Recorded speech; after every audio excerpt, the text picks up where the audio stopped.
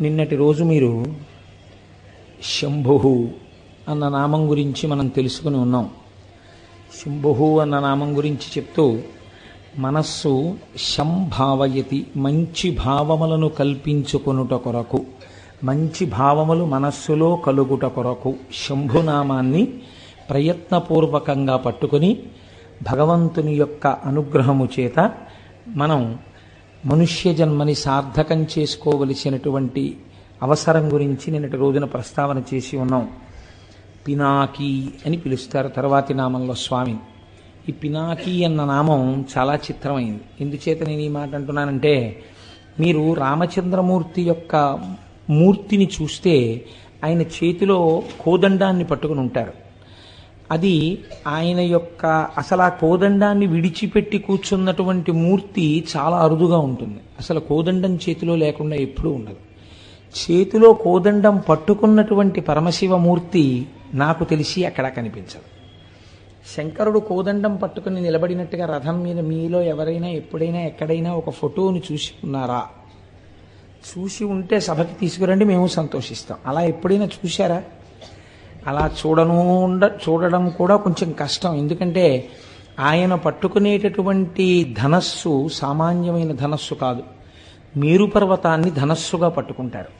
శ్రీ మహావిష్ణువు చేసేటటువంటి రాక్షస సంహారానికి, శంకరుడు చేసేటటువంటి రాక్షస సంహారానికి ఒక చిన్న తేడా ఉంటుంది. శ్రీ మహావిష్ణువు రాక్షస సంహారం చేసేటప్పుడు ఆ రాక్షసుడు ఏ వరాలు కోరుకున్నాడో దానికి మినహాయింపుగా చంపడానికి వీలైనటువంటి శరీరాన్ని స్వీకరిస్తారు. శంకరుడు రాక్షస సంహారం చేస్తే తాను ఎలా ఉన్నాడో అలాగే ఉండి చేస్తాడు. అంటే ఉన్నది ఒక్క పదార్థమే, నేను రెండు పదార్థములుగా మాట్లాడటం లేదు. ఈయన కొంతమందిని రాక్షసుల్ని సంహరించారు. త్రిపురాసుర సంహారం అని ఒక అద్భుతమైన ఘట్టం ఎదర వస్తుంది ఏదో ఒక రోజున, మీరు విందురు గాని. అటువంటి సంహారం చేసినప్పుడు శంకరుడు వేరొక రూపాన్ని తీసుకుని సంహారం చెయ్యరు. ఆయన ఏ రూపంతో ఉంటారో అటువంటి సగుణమైన రూపంతోటే, అందరూ ధ్యానం చేసే రూపంతోటే సంహారం చేస్తారు.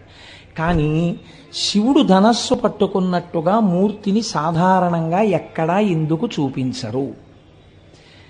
ఏ ఋషి కూడా అలా ఒక ధనస్సు పట్టుకున్నటువంటి పరమశివుని యొక్క చిత్రపటాన్ని ఊహ చేసి గీసి చూపించేటటువంటి ప్రయత్నం బహుశಃ లోకంలో ఎందుకు జరిగి ఉండదు? మీరు ఆలోచించండి. ఈ మాట మీకు బాగా అర్థమైతే పినాకి అనేటటువంటి నామము యొక్క అర్థము మీకు బాగా తెలుస్తుంది. ఈ నామం అర్థమైతే నేనైతే అంటాను, అసలు మన జీవితంలో కష్టము సుఖము అనేటటువంటి రెండు మాటలకు సంబంధించిన ఒక లోతైన భావన మీకు తెలిసిపోతుంది. మీరు చూడండి, శంకరుడు ధనస్సు పట్టుకున్నాడు అని మీకు ఎలా తెలుస్తుందంటే శాబ్దికముగా తెలుస్తుంది, వేదము వలన తెలుస్తుంది.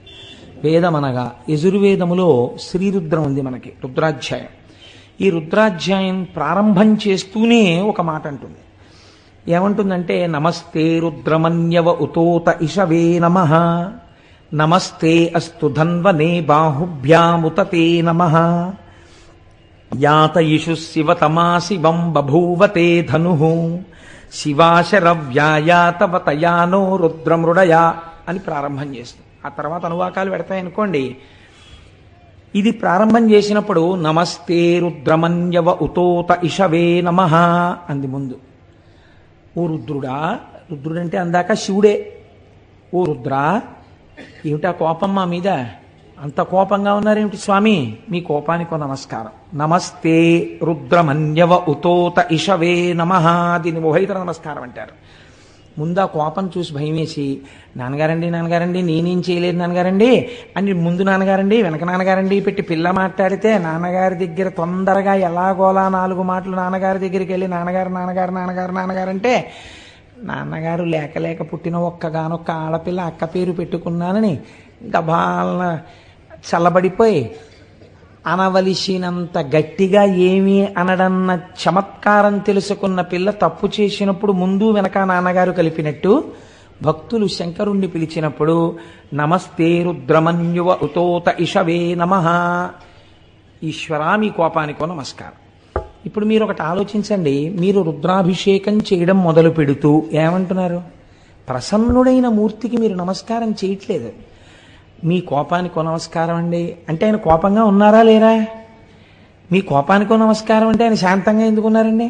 కోపంగానే ఉన్నారు. ఇప్పుడు కోపంగా ఉన్నారు కాబట్టి ఆయన ఏం చేస్తారు? కోపంగా ఉన్నవాడు తన చేతిలో ఉన్నటువంటి ఆయుధము నుంచి బాణములను విడిచిపెడతాడు. ఇవి మిమ్మల్ని రోదింపచేస్తాయి, అంటే ఏడిపిస్తాయి. ఎందుకు ఏడిపించాలి ఆయన అలాగా? ఎందుకు ఆయన అలా ధనస్సు పట్టుకోవాలి? మీరు ఒక్కసారి ఆలోచించండి. తండ్రికి సహజంగా కూతురంటే ఎనలేని ప్రేమ. అంత ప్రేమ ఉన్న తండ్రి ఒకరోజు కూతుర్ని దెబ్బలాడాడు గట్టిగా. ఎందుకు దెబ్బలాడాడు? ఏదో తప్పు చేసింది పిల్ల, ఏదో తప్పు చేసింది కాబట్టి తండ్రి దెబ్బలాడాడు. అది కూడా తెచ్చి పెట్టుకున్నాడు కోపాన్ని. ఇలా దెబ్బలాడకపోతే కుదరదు, మళ్ళీ పిల్ల ఇలాంటి తప్పు చేయకూడదు, అందుకుని దెబ్బలాడాలి నేను, అందుకుని దెబ్బలాడుతున్నాడు ఆయన. కాబట్టి ఇప్పుడు ఆయన కోపంగా ఉన్నాడు అంటే ఏమిటి? శిక్ష వేస్తాడు ఆయన తప్పకుండా. ఓ దెబ్బ కొట్టచ్చు, లేకపోతే ఓ గిల్లచ్చు, ఏదో ఒకటి చెయ్యొచ్చు. రుద్రుడు మిమ్మల్ని అలా ముట్టుకోవడం, అలా కొట్టడం, అలా గిల్లడం చేయడు. ఆయన ఏం చేస్తాడు? తన చేతిలో ఒక ధనస్సు పట్టుకుని ఉన్నాడు. అదే మేరుపర్వతం, బంగారు ధనస్సు. దాన్ని చిత్రించడం కూడా కష్టం. ఇప్పుడు ఆ ధనస్సులోకి ఏం చేస్తాడు? రెండు పక్కల బాణాల యొక్క తూణీరములు ఉన్నాయి ఆయన దగ్గర. ఈ చేత్తో పట్టుకుని ఈ చేత్తో అన్నా బాణం తీస్తాడు, ఈ చేత్తో పట్టుకుని ఈ చేత్తో అన్నా బాణం తీస్తాడు. ఇప్పుడు మీరు ఆయన వంక చూసేటప్పటికే భయంతో వణికిపోతున్నారు అసలు. అటు దీన్ని ఘోర రూపము అంటారు ఈశ్వరుడు. ఈ ఘోర రూపంతో నిలబడి ఏం చేస్తాడు? ఇంకా ఇలా తీయడానికి సిద్ధంగా ఉన్నాడు. తీసి ఎక్కువ పెట్టాడో ఉత్తర క్షణంలో ఫలితమేమి? మీ కన్నుల వెంట అశ్రుధారలు కారుతాయి. ఎందుకు అసలు అలా బాణం వేయడమైనా? ఎందుకు అలా బాధ పెట్టడం? తండ్రే జగత పితరవు వందే పార్వతీ పరమేశ్వరవు అని పిలుస్తున్నామే, అటువంటి వాడు ఎందుకు అలా బాధ పెట్టడం?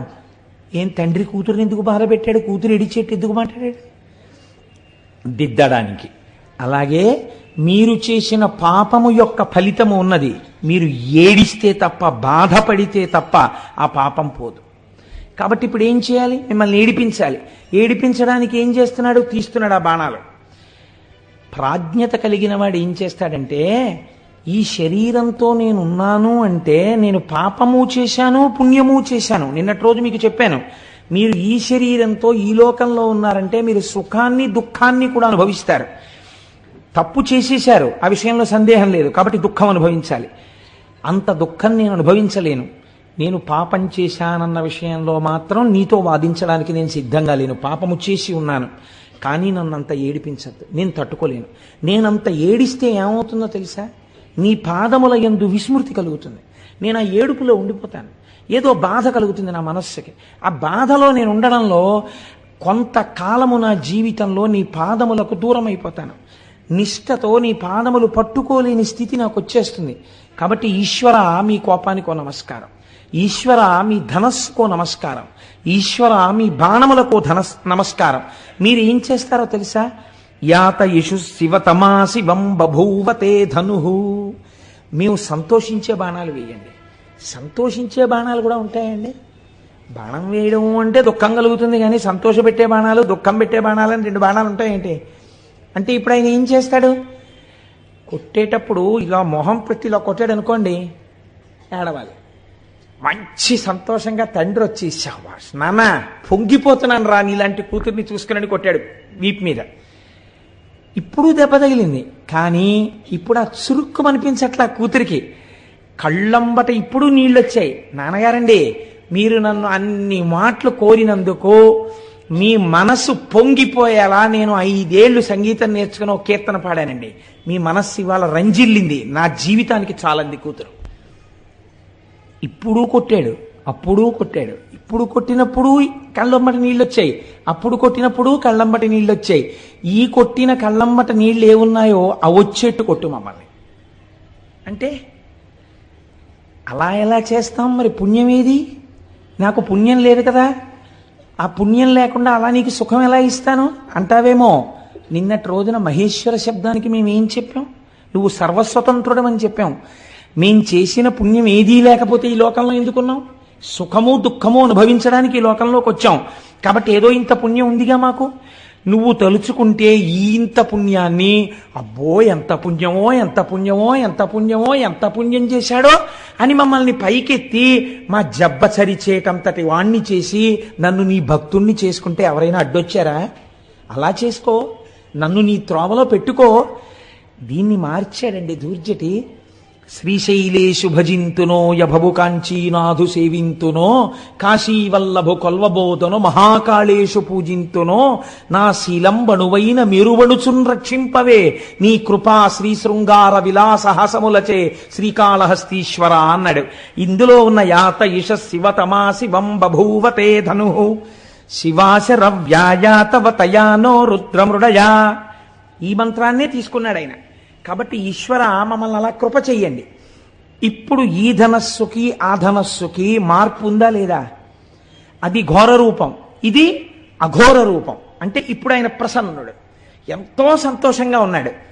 మొదటిది ఘోర రూపం. ఘోర రూపం వదిలేయి, శాంత రూపాన్ని స్వీకరించు.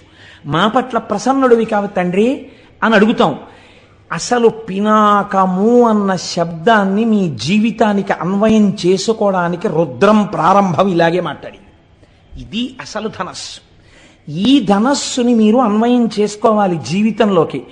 నేను ఏది చేస్తే ఘోర రూపంతో ఈశ్వరుణ్ణి చూడవలసి వస్తుంది. అలా చూడడం ఎందుకు?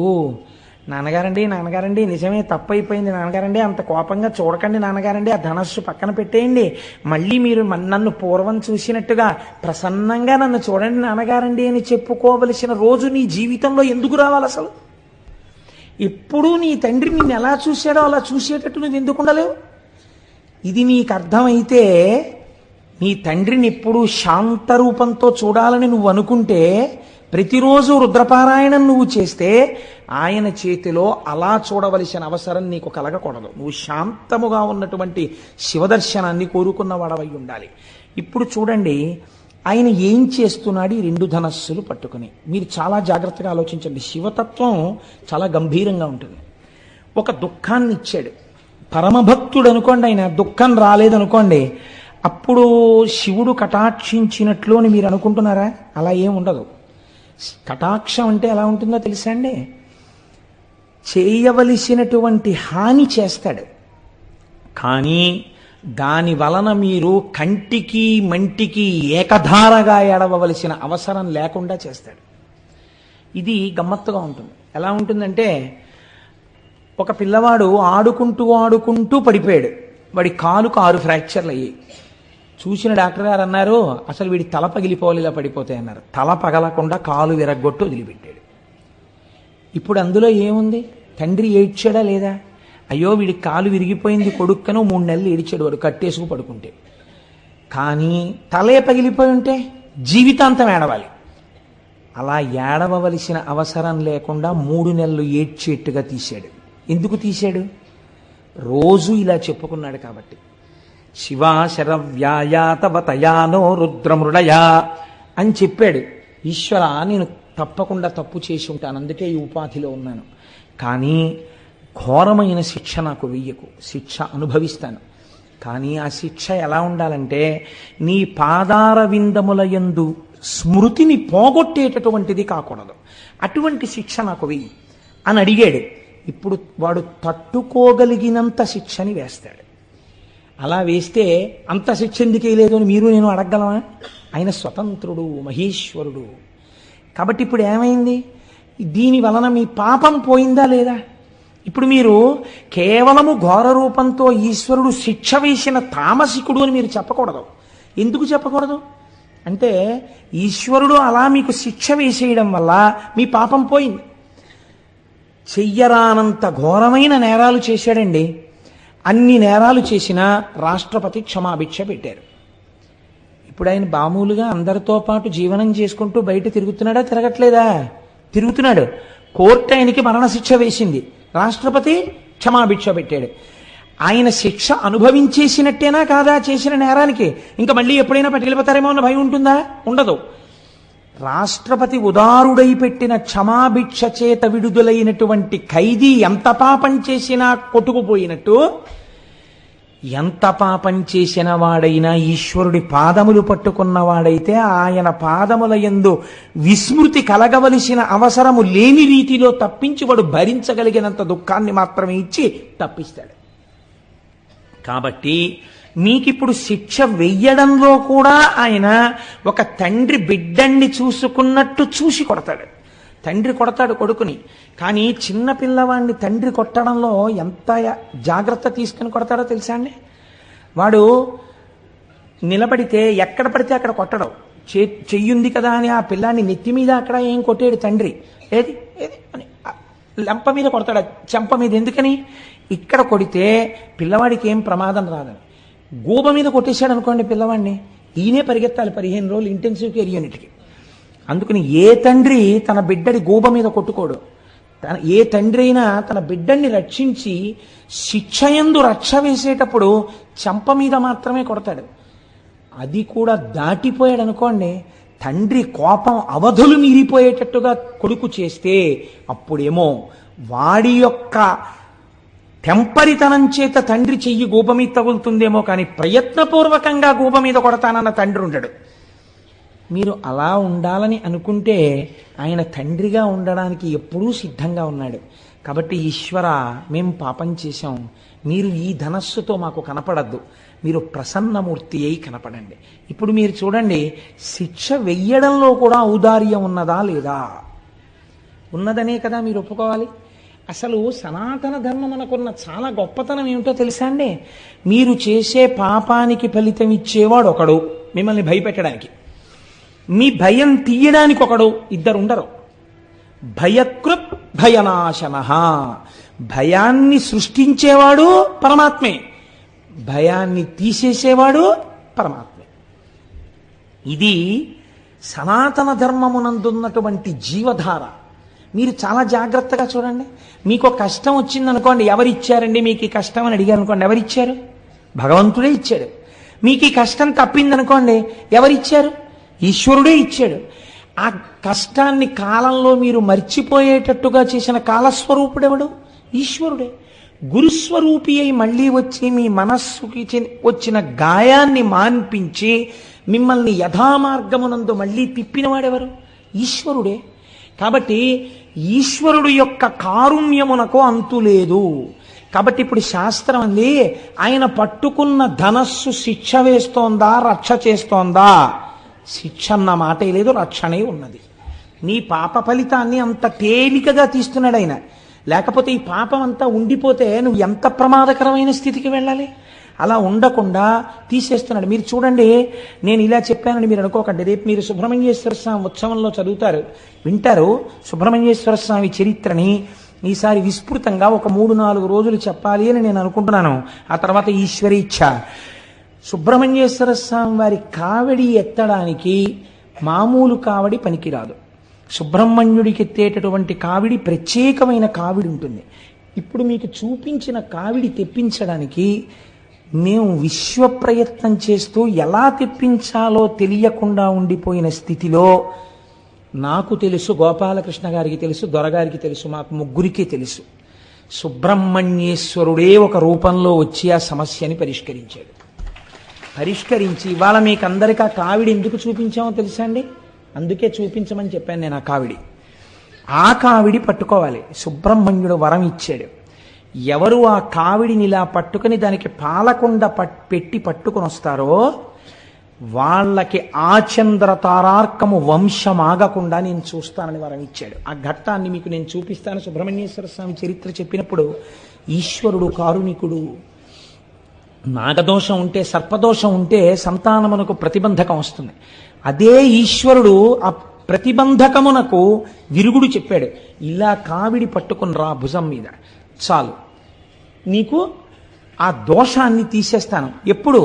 ఇప్పుడు బిడ్డలు ఉండొచ్చు, ఏమో 6 తరాల తర్వాత ఆ బాధ నీ వంశంలో ఇహలాదు, తీసేశాను. ఆచంద్ర తారార్కం నీ వంశం నిలబడిపోతుంది. నీ కోర్కెలు తీరడానికి ఒక్కటే ఒక్క మార్గము, ఈ కావిడి పట్టుకుని రావాలి. ఆ కావిడి పట్టుకుని రావడానికి ఈ కావిడి మేం మీకు ఇస్తే మీరు పురుషార్థం ఏం చేసినట్టు అవుతుంది? దానికోసం మీ దగ్గర 500 రూపాయలు తీసుకోవడం తప్ప ఆ 500 లేకపోతే ఈ 1,00,000 ఖర్చునో ఎవరితోనో ఇప్పించి ఉత్సవం నిర్వహించలేక కాదు. అలా చెయ్యకూడదు. అది శాస్త్ర మర్యాద కాదు. పురుషార్థము అని మన కష్టార్జితాన్ని అక్కడ వెచ్చించాలి. అప్పుడు దాని వలన ఏమవుతుందంటే మీ చెమటని కొంత ఆదాయాన్ని మీరు ఈశ్వరుడి దగ్గర ఒడ్డారు కనుక ఆ పాపము ప్రతిహతమవుతుంది. ఎంతమందికి ఇవ్వగలం దాన్ని? ఇప్పుడు ఆ తారీఖు లోపల అన్ని తయారైపోవాలి. అన్ని కావిళ్ళు. ఎన్ని కావిళ్ళు తయారు చేయగలరు? అలాగని ఎన్నో కావిళ్ళు చేసేస్తే కూర్చోబెట్టి అంత అందంగా క్రతువు ఎలా చేయగలం? అందుకని దాన్ని ఇప్పటికే దాని గురించి ఎంతో ప్రెషర్ ఉన్నా 200 మందికి మాత్రమే రెస్ట్రిక్ట్ చేయడానికి కారణం అది. కళ్యాణం వరకు ఆ రోజున వల్లీ కళ్యాణం చాలా అరుదుగా జరుగుతుంది. వల్లీ కళ్యాణం జరిగిన రోజున కూడా కేవలం స్వార్థంతో కొంతమందిమే ఇందులో వెళ్ళి నిలబడిపోవడం మా కోరిక కాదు. ఎవరికి ఈ ఉత్సవంలో టిక్కెట్ ఉన్నాయో వాళ్ళందరికీ ఈశ్వరానుగ్రహం కలగడం కోసం కళ్యాణ సామాగ్రి కూడా మీ చేతులతోనే పట్టుకొని మనందరం ఊరి ఈ ఉత్సవానికి ఇక్కడ ప్రదక్షిణం చేసి అయ్యప్ప స్వామికి చూపించి, పైన సుబ్రహ్మణ్యుడు ప్రతిష్ఠ అయి ఉన్నాడు, స్వామికి చూపించి వాళ్ళు వచ్చి కళ్యాణానికి సంబారాలు ఇస్తారు. ఇక్కడ దాన్ని ఎంత ప్రయోజనకరంగా చేయించగలమన్న దాని గురించి మేము ఆలోచిస్తున్నాం. ఒకవేళ 500 కట్టలేని వాళ్ళు ఉంటారు ఏ కారణం చేతనైనా, లేదా దంపతులుగా రాలేకపోయిన వాళ్ళు ఉంటారు ఆ రోజున. వాళ్ళకి ఎలా మరి అంటే వాళ్ళ కోసమే అభిషేకం ఏర్పాటు చేశాం. అభిషేకాన్ని చూస్తూ కూర్చుంటే చాలు. ఆయన మహానుభావుడు సుబ్రహ్మణ్య మంత్రోపాసకుడు అడగగానే అంగీకరించారు. ఒక పీఠాధిపతి పరమహంస వారు వచ్చి విజయం చేసి వేదిక మీద కూర్చుని కార్యక్రమానికి ఆధ్వర్యం వహించి ఈ 200 మందికి అగ్రభాగాన వారు నడుస్తూ వారితో కలిసి నడుస్తారు వీళ్ళు. ఇది నేను ఎందుకు సమన్వయం చేసి మీకు చెప్పానంటే కేవలం మీకు జరుగుతున్న సత్యాన్ని ఆవిష్కరించడం ఒక ప్రయోజనం. రెండవ ప్రయోజనం మీరు చూడండి, ఎప్పుడో రాబోయేటటువంటి ప్రమాదానికి మీరు ప్రయత్నపూర్వకమైనటువంటి విరుగుడు వేదములు ప్రతిపాదన చేసి ఉన్నాయి. నువ్వు ఈ కర్మ చెయ్యి నీకు ఇబ్బంది రాదు అని మనకి చెప్తోంది శాస్త్రం. లేకపోతే అభిషేక ప్రక్రియ ఎందుకు వచ్చింది? హోమం ఎందుకు వచ్చింది? ఎందుకు వల్లీ కళ్యాణం వచ్చింది? ఎందుకు కావిడొచ్చింది? ఒక ప్రయోజనాన్ని ఇప్పుడు అన్ని వేళలా మళ్ళీ అస్తమానం శివమహాపురాణం చెప్తామా? శివమహాపురాణం చెప్తేనే సుబ్రహ్మణ్యేశ్వర స్వామి వారి చరిత్ర పూర్ణంగా వస్తుంది. పూర్ణంగా సుబ్రహ్మణ్యేశ్వర స్వామి చరిత్ర విని అనుసంధానం చేసి కళ్యాణం చేసుకోవడం ఎంత మహత్తరమైన భాగ్యం అది. సంపూర్ణ రామాయణం చెప్పి పట్టాభిషేకం అన్ని సంవత్సరాలు జరుగుతాయా? ఈశ్వరానుగ్రహం కలిగింది, 1 సంవత్సరం చేశాం. అలా పునఃపునః కాకినాడలో జరగాలనే నా కోరిక. అది నా ఉద్దేశం. నేను చెప్పాను కాబట్టి నా ఒక్కడితోటే ఆ కళ్యాణం అలాగే ఉండాలి తప్ప వేరెవరో ఏదో అలాంటివి జరగకూడదని నా స్వార్థం నాకు ఎన్నడూ లేదు. పునఃపునగా ఏడాదికి 10 మాటలు సంపూర్ణ రామాయణం కాకినాడలో జరిగితే సంతోషించే వాళ్ళలో ప్రథముండి నేను.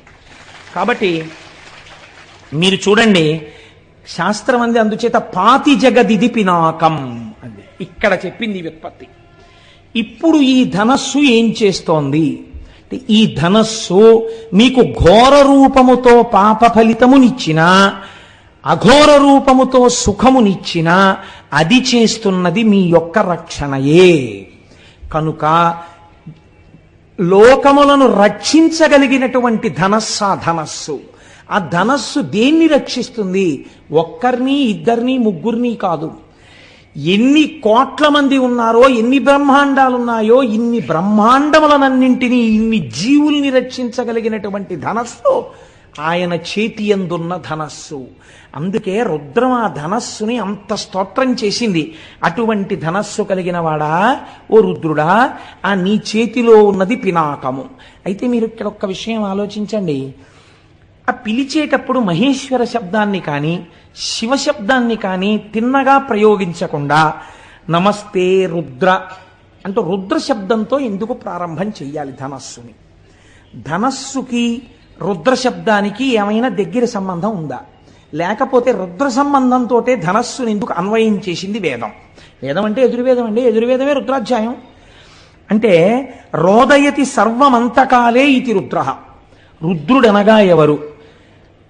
ఆఖరణ ఈ సమస్త లోకములను లయం చేసేస్తున్నప్పుడు అందరినీ ఏడిపించేవాడెవడో వాడు రుద్రుడు. ఇప్పుడు ఈ మాట మీరు కొంచెం చాలా జాగ్రత్తగా ఒడిసి పట్టుకోవాలి. ఇప్పుడు ఏమైంది? నేను చెప్పిన దానికి ఇది పూర్తి విరుద్ధమై కూర్చుంది. ఇప్పుడు ఆయన ఏం చేస్తాడు? అంత్యకాలమునందు అనగా లోకములనన్నింటినీ చిట్ట చివర ప్రళయ జలముల యందు ముంచేసేటప్పుడు అందరినీ పెద్ద పెట్టును ఏడిచేటట్టు చేస్తాడు. ఏమండి, మీరు ఇందాకడి నుంచి ఆ ధనస్సు యందు రక్షణ ఉంది అన్నారే, పిలిచేటప్పుడు రుద్రశబ్దంతో పిలిచారు ఈ ధనస్సుని, రుద్రుడి చేతిలో ఉన్న ధనస్సుని పిలిచారు. రుద్రశబ్దానికి ఉన్నటువంటి వ్యాఖ్యానం ప్రళయమునందు లోకములను ఏడిపించేవాడు అని ఉంది. ఏడిపించడానికి ధనస్సు పట్టుకుంటే అది రక్షణ ఎలా అవుతుంది? ఇప్పుడు ఆ ధనస్సుకి పాతి జగదిది అన్న అన్వయం ఎలా కుదురుతుంది? నేను మీకు అర్థమయ్యేట్టు చెప్పగలుగుతున్నాను అనుకుంటున్నాను. కొంచెం జటిలమైన విషయం కాబట్టి మీరు చూడండి, ఆయన ఏడిపించినట్టే కనపడుతుంది. కానీ మీకు నేను ఒక్క ఉదాహరణ చెప్తే మీరు పట్టేసుకుంటారు. ఒక పిల్లవాడు తల్లిలో పడుకునేటప్పుడు వాడు నిద్రపోయాడు. నిద్రపోయిన తర్వాత తల్లి ఏం చేసిందంటే వాడి బుగ్గ మీద ముద్దు పెట్టుకుని కన్నుల నీరు పెట్టుకుని తల్లింది, నాన్న నువ్వు ఆడుకోకూడదని కాదురా, నువ్వు రాత్రి 11 దాటినా ఆడితే నీకు పడదు, నీకు వేడి చేసేసి తెల్లవారేసరికి నీకు దగ్గు మొదలైపోతుంది. గొర్రె దగ్గు అంటారు, గొర్రె దగ్గు వచ్చేస్తుంది నాన్న, అందుకు నిన్ను పడుకోబెట్టాను రా, అంతేకాని నీ మీద నాకేమన్నా కోపమా అంటుంది. ఇప్పుడు పిల్లవాడి దృష్టిలో అమ్మ రాక్షసి, కానీ అమ్మ దృష్టిలో పిల్లవాడిని ఎందుకు కొట్టి పడుకోబెట్టింది? పిల్లవాడి రక్షణ కోసమేనా? ఏడిపించి పడుకోబెట్టడంలో అమ్మ చేతికి క్రౌర్యాన్ని మీరు అంటగట్టగలరా? మీరు ఇక్కడ అంటగట్టలేకపోతే అక్కడ అంటగట్టలేరు. అదేమిటండి మీరు అలా మాట్లాడతారు? ఇక్కడ కొడుకును పడుకోబెట్టిందండి, అక్కడ ఆయన ఏకంగా సంహారం చేస్తున్నాడు. దీనికి దానికి ఎలా కుదురుతుంది? నేను మీకు మాట చెప్తాను. మనకి ప్రళయములు 3 ప్రళయములు ఉన్నాయి. నిత్య ప్రళయము ఒకటి. నిత్య ప్రళయం అంటే ప్రతిరోజు వస్తుంది ఆ ప్రళయం. ఏమిటా ప్రళయం అంటే అది కూడా అనుగ్రహమే. రాత్రి నిద్ర, ఈ నిద్ర పట్టలేదనుకోండి అత్యంత ప్రమాదకరం. నిద్రాభంగం చెయ్యడం అంత పాపం లోకంలో ఇంకోట్లేదు. కాబట్టి నిద్ర పట్టేటట్టుగా ఈశ్వరుడు అనుగ్రహించి మీకు సుఖాన్ని కల్పించడం నిత్య ప్రళయం. రెండవది ఆత్యంతిక ప్రళయము అంటారు. బాగా సాధన చేసి భక్తితో భగవంతుణ్ణి చేరుకోవడానికి అడ్డంగా ఉన్న ప్రతిబంధకములను గుర్తించి వాటిని తొలగతోసుకుని భక్తితో కూడిన కర్మానుష్ఠానము చేత ఈశ్వరానుగ్రహముగా జ్ఞానమును పొంది అద్వైత సిద్ధి చేత మోక్షానందమును పొందేటట్టుగా యోగ్యతని సంతరించుకున్నవాడు ఈశ్వర కటాక్షము చేత మోక్షము పొందడమే ఆత్యంతిక ప్రళయము. ఇది కూడా ఈశ్వరానుగ్రహంగా మోక్షం పొందుతారు ఒక రమణ మహర్షి వంటి మహాభాగులు. మీరు చూడండి, అది ఆత్యంతిక ప్రళయం. మూడవది మహాప్రళయము అంటారు. ఆత్యంతిక ప్రళయంలో ఒక్కొక్క మెట్టు ఎక్కి వెళ్ళిపోయారు అందరూ. అందుకే మన వాళ్ళు పూర్వం కైలాసపాళి ఆడించేవారు. కైలాసపాళి 10 మంది పిల్లలు కలిసి మొదలు పెడతారు, 9 మంది పండిపోతారు, ఒక్కడే ఉండిపోతాడు, వాడు ఒక్కడు పండడు. అప్పుడు వాడు అలా దేవతల్లో తిరుగుతూ ఉంటాడు, కానీ వాడు విరాట్ పురుషుల్లోకి వెళ్ళకపోతే వాడిని ఏం చేసేవారంటే వీడు కూడా పండిపోయినట్టే అని చెప్పేసి వాడు 4 వేసినా సరే ఇటు 2 గళ్ళు, ఇటు 3, ఇటు 4 లెక్క మార్చేసేవారు. లెక్క మార్చేసి 4 అంటే అసలు అప్పటి వరకు 1, 2, 3, 4. ఇప్పుడు వీడు ఒక్కడు పందాలు వేసుకుంటూ కూర్చోవడం వాడికి అప్పటికే పట్టలేదు ఆ 3. అప్పుడు ఏం చేస్తారంటే 1, 2, 3, 4 ఆఖరిని ఇలా నప్పేచ్చు, పర్వాలేదు నువ్వు పండిపోయావంటే ఆ పిల్లాడు సంతోషంగా చేతులు కొట్టుకుంటూ వెళ్ళిపోతాడు. అలా ఈశ్వరుణ్ణి తమంత తాము పొందలేని వాళ్ళని ఈశ్వరుడే పొందుతాడు. అప్పుడు కూడా వాళ్ళు ఏమంటారంటే ఇలా ఉండిపోతాం అని ఏడుస్తూ ఉంటారు జీవబుద్ధితోటి. తప్పు నాన్న, అందరూ పొందేశారు, మీరు ఉండిపోయారు, మిమ్మల్ని నేనే పొందేస్తానని మైనపు ముద్ద నల్లపూసల్లో తిరిగి తనే పుచ్చేసుకున్నట్టు జీవుల్ని తానే పొందేస్తాడు. వాళ్ళు ఏడుస్తున్నా వాళ్ళకి సిద్ధిని ఇచ్చేస్తాడు. ఇప్పుడు ఆ మహాప్రళయాన్ని జీవులు ఏడుస్తున్నా వాళ్ళు రోధిస్తున్నా తాను పొందడం రక్షణ హేతు అంటారా, తామసంతో కూడుకున్నటువంటి సంహార ప్రక్రియ అని మీరు పిలుస్తారా? ఇప్పుడు అలా చేసినటువంటి రుద్రుడి చేతి ధనస్సు సాత్వికమైనది, లోకరక్షణ హేతు అని నేను అంటాను. కాదని మీరు అనగలరా? కనుక ఇప్పుడు అది ఏమైంది? లోకములను ఏడిపించేటటువంటి వాడంటే వీడి మూర్ఖత్వం చేత ఇంకా ఇలా ఉంటానంటున్నాడు. యుగమైపోయింది, నీకు ఇంత సమయం ఇచ్చినా పొందలేకపోయావు, నేనే నిన్ను పొందేస్తానని పొందేశాడు పరమాత్మ.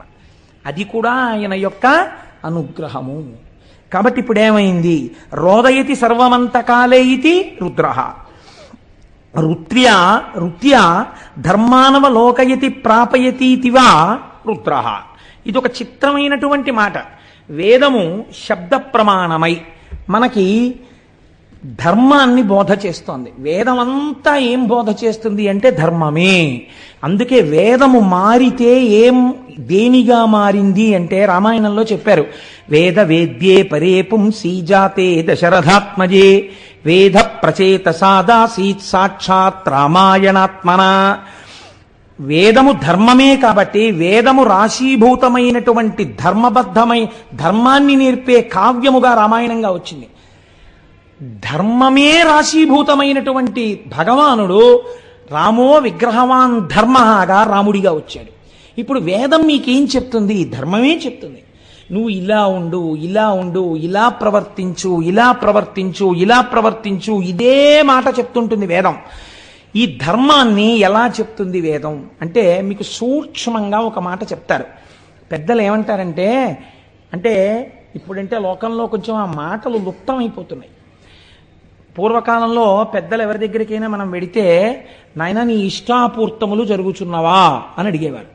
ఇది సాధారణంగా గురువులు శిష్యుడు ఒక నెల 2 నెలల్లో కనపడితే గురువు శిష్యుడిని అడుగుతాడు, ఏమయ్యా నీ ఇష్టాపూర్తములు నడుస్తున్నాయా అని అడుగుతాడు. ఇష్టాపూర్తములు నడుస్తున్నాయా అంటే ఏమిటండి అంటాం మనం. ఇష్టాపూర్తములు అంటే ఏమిటో తెలుసా అండి? 2. ఒకటి, మీకు కాయికమైన శక్తి ఉంటుంది, అంటే శరీరమునందు కొంత శక్తి.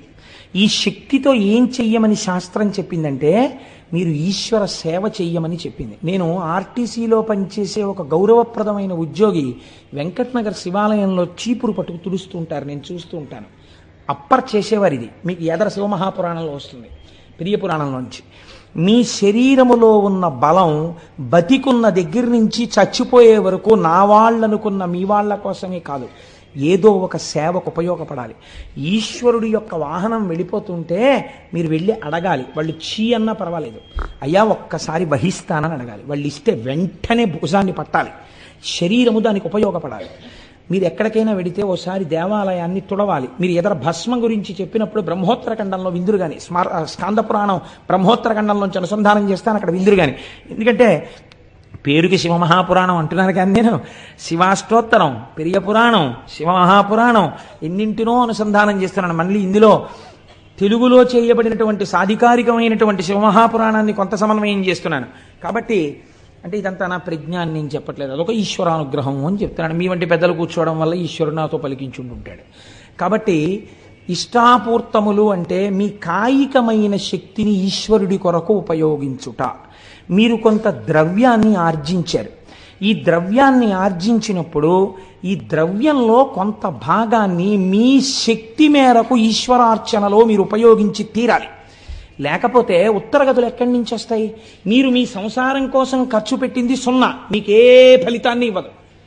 అది మీ ధర్మం, అంతే, ఖర్చు పెట్టారు. మీరు హుండీలో వేసిన రూపాయి మీకు ఉత్తమ లోకాలని నిర్ణయం చేస్తుంది. మీరు అయ్యప్ప స్వామి గుళ్ళో ₹1 వేశారనుకోండి, ఓ నియమం పెట్టుకున్నారనుకోండి. ఒక ఉదాహరణకి చెప్తున్నాను, నేను 40 రోజులు శివమహాపురాణం వింటూ ప్రతిరోజు ₹1 హుండీలో వేస్తాను అనో నిర్ణయం పెట్టుకున్నారనుకోండి. ఈ హుండీ తెరిచి చూసి దీంట్లో రేపు పొద్దున్న ఇక్కడ అయ్యప్ప స్వాములు అందరూ పూజలు చేస్తారు. స్వామివారి దగ్గర బోల్డన్ని జ్యోతులు వెలిగించినప్పుడు ఒత్తులు కొన్న దాంట్లో మీ ₹1 వెళ్ళిందనుకోండి. ఆ ₹1తో వెలిగినటువంటి దీపం ఉత్తరోత్తర జన్మలలో ఎక్కడ మిమ్మల్ని రక్షిస్తుందో మీకు తెలియదు, ఎక్కడి నుంచి వచ్చిందో ఈ పుణ్యం, కానీ కాపాడేస్తుంది. మీ ద్రవ్యంలోంచి ప్రయత్నపూర్వకంగా మీరు ఖర్చు పెట్టాలి. ఇది స్థాయిని బట్టి ఉంటుంది. ఒక మహాత్ముడు దేవాలయ నిర్మాణం చేయగలిగినటువంటి వాడై ఉంటాడు, వేరొక మహాత్ముడు ₹1 హుండీలో వేయగలిగిన వాడై ఉంటాడు, వేరొక మహాత్ముడు ఏదో ఒక సేవకి కొంత డబ్బు కట్టి సేవ చేసుకోగలిగిన వాడై ఉంటాడు.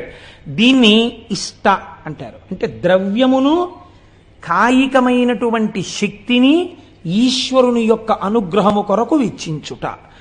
ఇది చేస్తున్నావా? గురువు శిష్యుణ్ణి అడుగుతాడు, నీ ద్రవ్యం దాచేసుకోవడమేనా, నువ్వు కూడా అలా ఖర్చు పెడుతున్నావా? అందుకే గురువుగారు ఫ్రీగా కూర్చోకూడదు పూజకి. ఎప్పుడు చెప్పిన గురువుగారు కూడా డబ్బు కట్టాలి, లేకపోతే ఇంకెందుకు? ఆ గురువు బరువు తనకి ఫ్రీయా, మిగిలిన వాళ్ళు డబ్బులు కట్టాలా? ఇంకెందుకు? తను కూర్చుంటే తను కట్టాలంతే. కాబట్టి ఇష్ట, దీన్ని ఇష్టం అంటారు. రెండవది పూర్తము. పూర్తం అంటే ఏమిటో తెలుసా అండి?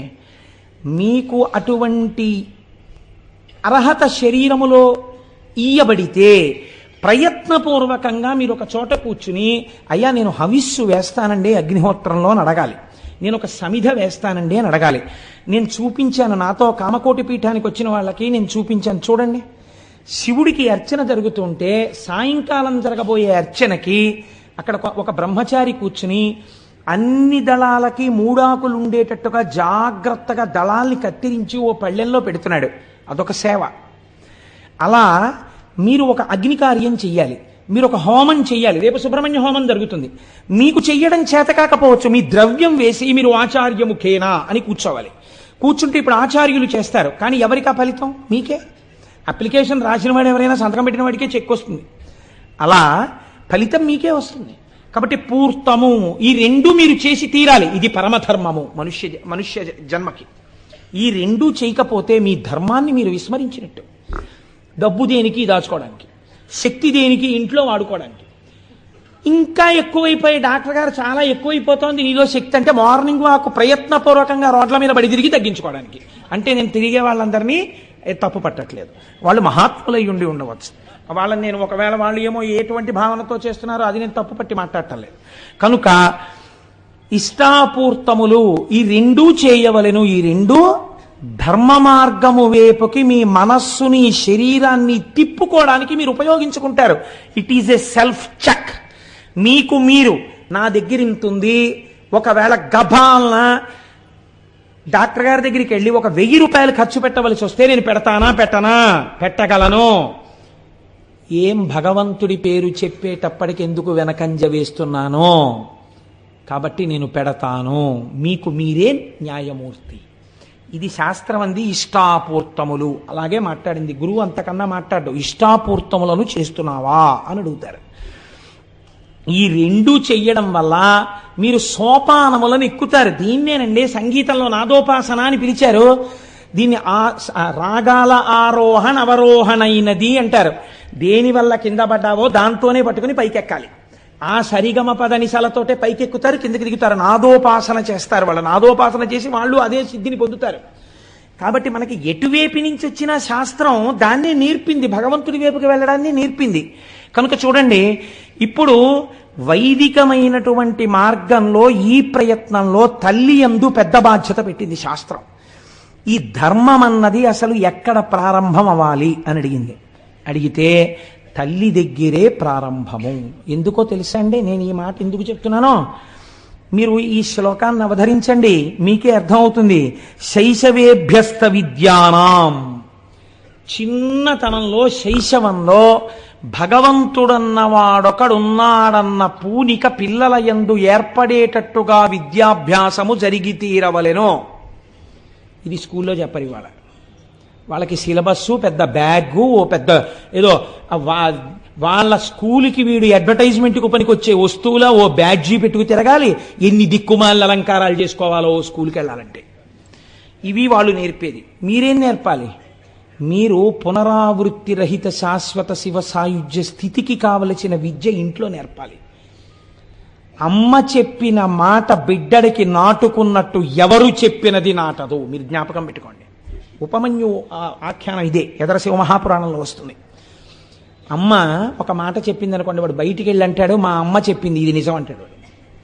అమ్మ నేర్పాలి, నాన్న ఈయన శంకరుడు, ఈయన నారాయణుడు, ఈవిడ లక్ష్మి, ఇది కనకధారా స్తోత్రం. ఏది చెప్పు? ఆపదామపహర్తారం దాతారం సర్వసంపదాం. చిన్నతనంలో 4 శ్లోకాలు నేర్పాలి. భగవద్భక్తి అలవాటు చెయ్యాలి. వాడికో పంచె కట్టుకోవడం నేర్పాలి. వాడికి దేవుడి దగ్గరికి వెళ్ళి నమస్కారం పెట్టడం నేర్పాలి. చిన్నతనంలో పూర్వం నాయనమ్మలు అమ్మమ్మలు పిల్లల్ని దగ్గర కూర్చోబెట్టుకుని జోదు పెట్టని గోవింద అని ఇలా పెట్టడం నేర్పేవారు. ఎవరైనా ఇంటికి వస్తే చూడండి మా మనవడు ఎంత బాగా జోది పెడతాడో అని చెప్పి గోవిందా గోవిందా అంటే వాడు ఇలా ఇలా అంటుండేవాడు. ఇలా వాడికి తెలియకుండా అన్నది వాడి యొక్క బుద్ధి మార్చి వాడిని సక్రమ మార్గంలో తిప్పేది. మనం ఇవాళ టీవీ సీరియల్ వాడికి కూర్చోబెడతాం. ఏమిటి వస్తుంది వాడికి? బుద్ధి రమ్మంటే. కాబట్టి ధర్మమునకు ప్రాతిపదిక ఎక్కడ పడుతోంది? శైశవేభ్యస్తు విద్యానాం యవ్వనే విషయేషిణాం. నువ్వు ఎంత జాగ్రత్త పరుడవైనా ఇంద్రియములు బలిష్టములు. కాబట్టి బలిష్టమైన ఇంద్రియములు కోరుకునేటటువంటి సుఖములేవి ఉన్నాయో వాటిని పరమ ధర్మబద్ధంగా అనుభవింపచేసి ఆ సుఖములు కాదన్న వైరాగ్య బుద్ధిని సంతరించుకోవడానికి ధర్మపత్నిని స్వీకరించి కామమును ధర్మబద్ధమైన కామము చేత ధర్మబద్ధమైన అర్థముగా సంతానమును పొందు. కాబట్టి విషయ సుఖములను కూడా ఈశ్వరుడి వైపుకి తిప్పింది శాస్త్రం. కాబట్టి ఇప్పుడు ఏం చెయ్యాలి? యవ్వనే విషయేషిణాం, యవ్వనమునందు విషయముల చేత విషయములనబడేటటువంటి విషము కలిగిన పాముల చేత కాటువేయబడకుండా ఆ సుఖములను ధర్మపత్ని యందు పొంది అర్థమును పొందు. వార్ధకే మునివృత్తీనాం, నువ్వు వృద్ధాప్యంలోకి వచ్చేశాక కూడా తాళాల గుత్తి కోసం వెంపర్లాడవద్దు. ఇంటికి ఎవరొచ్చారు, ఎవరెళ్ళారు, ఎక్కడ తిరుగుదాం, ఏం చేద్దాం, ఎక్కడికి పరిగెడదాం, ఈ బుద్ధి మాను. వార్ధక్యం వచ్చాక నీకున్నది ఒక్కటే ఒక్క ధర్మం. మునివృత్తీనాం, మననం చెయ్యి, సంతతము మననం చెయ్యి. నిన్ను రమ్మంటారు, నేను రానని చెప్పు, నేను రాను. అయిపోతోంది టైం, ఓ పక్క జ్యోతి ఆరిపోవడానికి సిద్ధమైపోతోంది సమయం. దీపం ఉండగా ఇల్లు చక్కబెట్టావు. లేచిన దగ్గర నుంచి పూజా మందిరం మీద ఎగబడకో. నీ కొడుకున్నాడు, కోడలున్నారు చేయడానికి, వాళ్ళకి అలవాటు చెయ్యి. నువ్వేం చేస్తావు? కూర్చో. ధ్యానమునందు కూర్చుని బాగా మననం చెయ్యి. నువ్వు ఇతపూర్వం ఏం విన్నావో, ఏం చదివావో, ఏం చూశావో అవి మననం చేస్తూ ఉండు. ఏ సంకల్పము ఊపిరి మీద ఆధారపడింది, ఏ ఊపిరి తర్వాత నీ ఆయుర్దాయం ఆగిపోతుందో ఎవరికి తెలియదు. వృద్ధాప్యంలోకి వచ్చేసావు, 3వ నెంబర్ ప్రమాద పతాకం పడిపోయింది, స్థానిక భద్రతా సూచనగా. ఇంకా ఎందుకు తిరుగుతావు? ఇక తిరగకు. మహానుభావులు ఉన్నారండి లోకంలో. శ్రీభాష్యం అప్పలాచార్య స్వామి వారికి నడుము విరిగిపోతే వారిని చూడ్డానికి వెడితే మిగిలిన వాళ్ళు కళ్ళనీళ్లు పెట్టుకున్నారు. స్వామి చక్కగా రామాయణం చెప్పేవారు, ఏమిటండి ఇలా నడుము విరిగిపోయింది అంటే ఆయన అన్నారు, తిరిగి తిరిగి చెప్పవలసిన అవసరం పూర్తయింది లేరా? ఏం మంచం మీద కూర్చుని రామాయణం తలుసుకో పొంగిపోలేవా? నీ దగ్గరికి వచ్చిన వాళ్ళకి చెప్పుకోలేవా అని ఒక చోట కూర్చుని అనుభవించమని స్వామి నన్ను ఇలా కటాక్షించాడు అన్నారు. ఆయన మర్యాదా పురుషోత్తముడు, రామాయణం చదువుకుని రామోపాసన చేసిన మహాపురుషుడు ఆయన. కనుక వార్ధకే మునివృత్తీనాం యోగానంతే తనుత్యజాం, చిట్ట చివర నీ మనస్సుని యోగము చేత అనేన యుజ్యతే ఇతి యోగ, అన్నిటికీ సాక్షిగా ఉంటూ కొడుకొచ్చేదో చెప్తాడు, ఆహా అలాగేనా నవ్వు, కోడలొచ్చేదో చెప్తుంది, ఓ నవ్వు నవ్వు, తామరాకు మీద నీటి బొట్టు. నువ్వు అలా హాయిగా ఉండగా శరీరము నుంచి ప్రాణోత్క్రమణం జరుగుతోంది. ఏమీ హడావిడక్కర్లేదు. అవుతుందని చెప్పారు పెద్దలు, ఎన్ని మాటలు వినలేదు, ఎంతమంది వెళ్ళిపోలేదు. నా అదృష్టం, నేను ఇప్పుడు చూడబోతున్నాను. ఎవరిని చూడబోతున్నాను? మహాపురుషులైన వారందరూ శరీరాలు విడిచిపెట్టిన చోటు ఎక్కడుందో అక్కడికి వెళ్ళి నేను వారి దర్శనానికి వెళ్ళిపోతున్నాను. నేను ఏ పరమాత్మ పాదాలు పట్టుకున్నానో వాడిలోకి వెళ్ళిపోతున్నాను. కాబట్టి పడిపోతున్న శరీరాన్ని సాక్షిగా చూస్తూ నువ్వు ఆరాధించిన వాడిలో కలిసిపో. కాబట్టి ఏమైంది? యోగేనాంతే తనుత్యజాం, శరీరమును వదిలిపెట్టు. ఎంత పెద్ద మాట అన్నారో చూడండి. చచ్చిపోతున్నానని ఏడవకు. ఓ ఉత్తరీయాన్ని తీసి రాత్రి ఇంటికి వెళ్ళిపోయిన తర్వాత అలా దండెం మీద బారేసినట్టు, ఫలహారమో రాత్రి భోజనమో అయిపోయిన తరువాత నీ మీద వేసుకున్న ఉత్తరీయాన్ని వదిలిపెట్టేసి పడుకోవడానికి ఓ తేలిక బట్టను ఎలా కట్టుకుంటావో అలా మళ్ళీ పొద్దున్న లేచి స్నానం చేసే ముందు ఆ తేలిక వస్త్రాన్ని వదిలేసినట్టు అయిపోయింది. ఈశ్వర, దీనితో ప్రయోజనాన్ని సిద్ధింపచేశావు, నన్ను అనుగ్రహించావు అని ఈశ్వరుడిలోకి చేరుతూ దీన్ని వదులు. దీనికి ధర్మం పట్టుకో. ధర్మం తప్ప వేరొక మార్గం లేదు. ఇదే శాబ్దిక ప్రమాణమైన వేదము. ఈ వేదమును ఎవరు ఇచ్చాడో వాడు రుద్రుడు. ఆ రుద్రుడు ఏమి చేస్తూ ఉంటాడు మన చేత అంటే, ఈ శాబ్దిక ప్రమాణమైనటువంటి వేదము చేత ప్రతిపాదింపబడినటువంటి ధర్మము మనకి బాగా అర్థమయ్యేటట్టుగా ఆ శివుడే ఒక గురు రూపంలో వచ్చి చెప్పి మన మనస్సులను మార్చి పరమాత్మ వైపుకి అడుగులు వేసేటట్టు బుద్ధిని చక్కదిద్దినాడు. కాబట్టి ఇప్పుడు ఎవడు రుద్రుడు? వాడే వీడు. వాడు రుద్రుడై ఉన్నాడు. కాబట్టి ఇప్పుడు వేద ప్రమాణము వైపు నడిపించాడు. మీరు రామాయణంలో ఒక చిత్రమైన సంఘటన ఉంది. తల్లి కౌసల్యామాతకెళ్ళి రామచంద్రమూర్తి నమస్కరించారు అరణ్యవాసానికి వెళ్ళిపోతూ. అమ్మా నేను బయలుదేరుతున్నానమ్మా అన్నారు. తల్లి ఏమనాలి?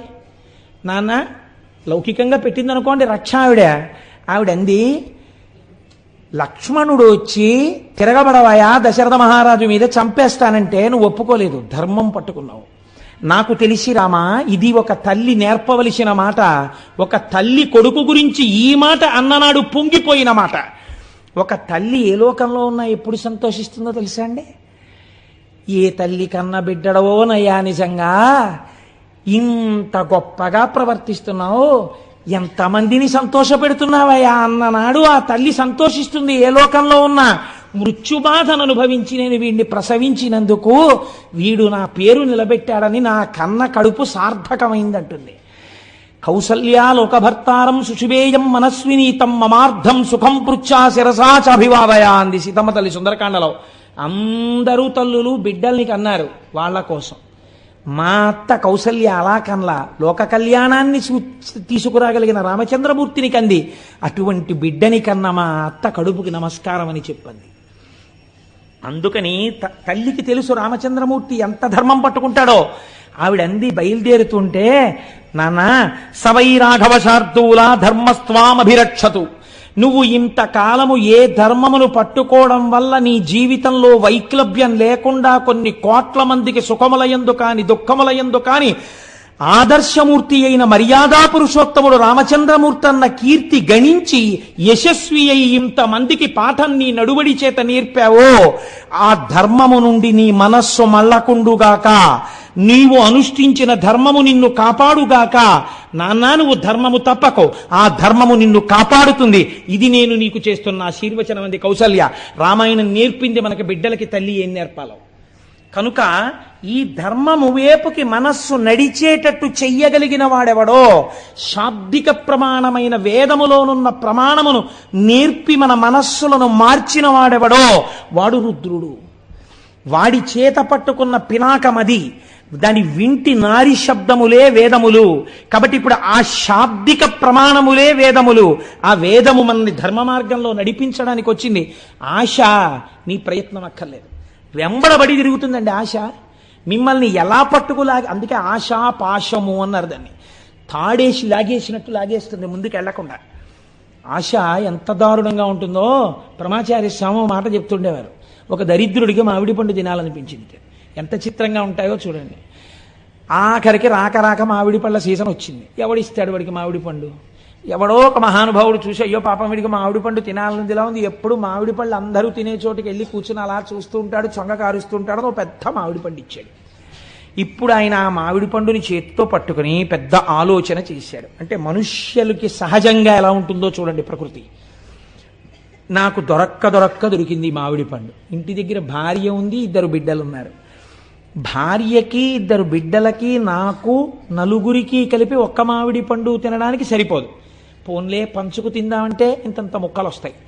ఇలా అబ్బా ఎంతో బాగుందో అనేటప్పటికి అయిపోయింది.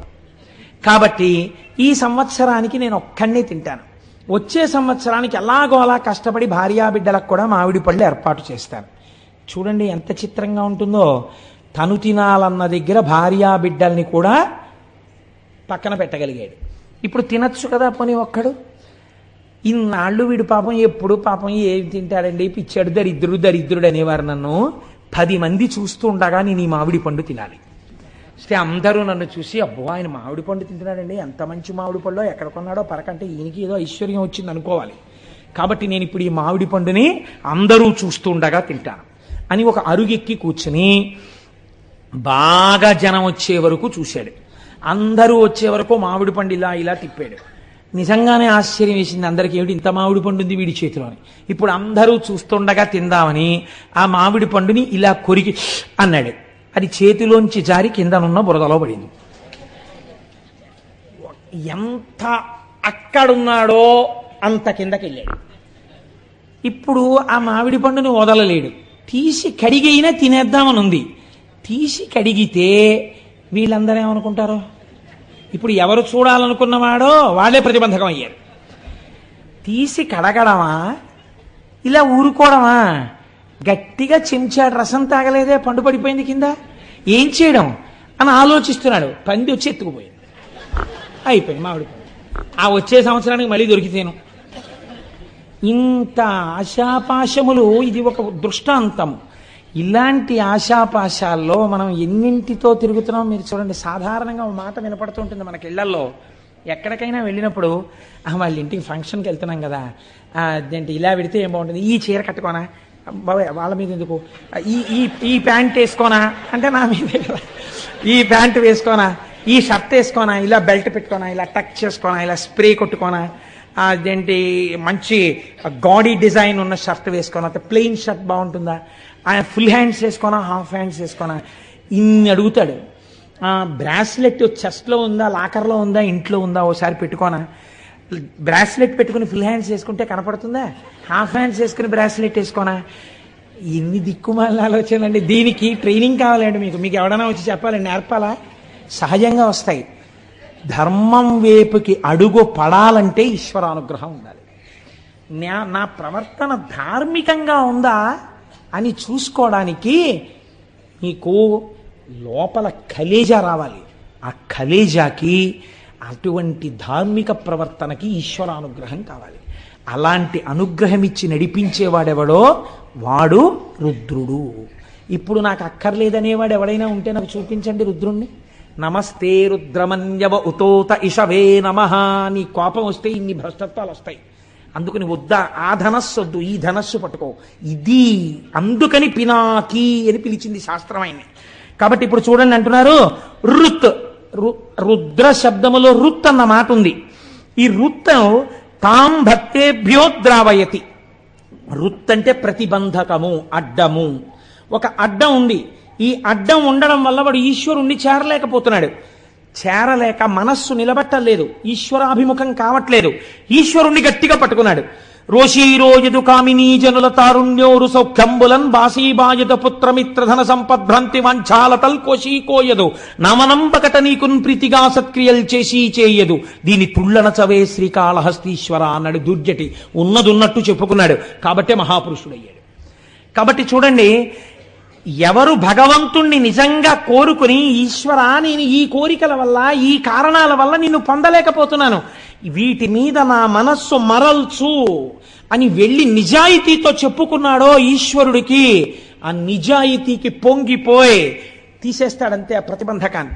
అమ్మా నాకు చదవాలనే ఉందమ్మా, కానీ రాత్రి 10 అయ్యేటప్పటికీ నాకు నిద్ర వచ్చేస్తోందమ్మా, కాసేపు అమ్మా నువ్వు కూడా నా పక్కన కూర్చుని నాకు 10 అయ్యేటప్పటికి నిద్ర వచ్చేసేయకుండా నాకు ఇలా కళ్ళు పడిపోతుంటే ఒక్కసారి నన్ను కొట్టి నాకు ఒక్క 20 నిమిషాలు ఏమైనా మంచి మాటలు చెప్పావా, నేను మళ్ళీ 11 వరకు 11:30 వరకు చదువుకోగలను.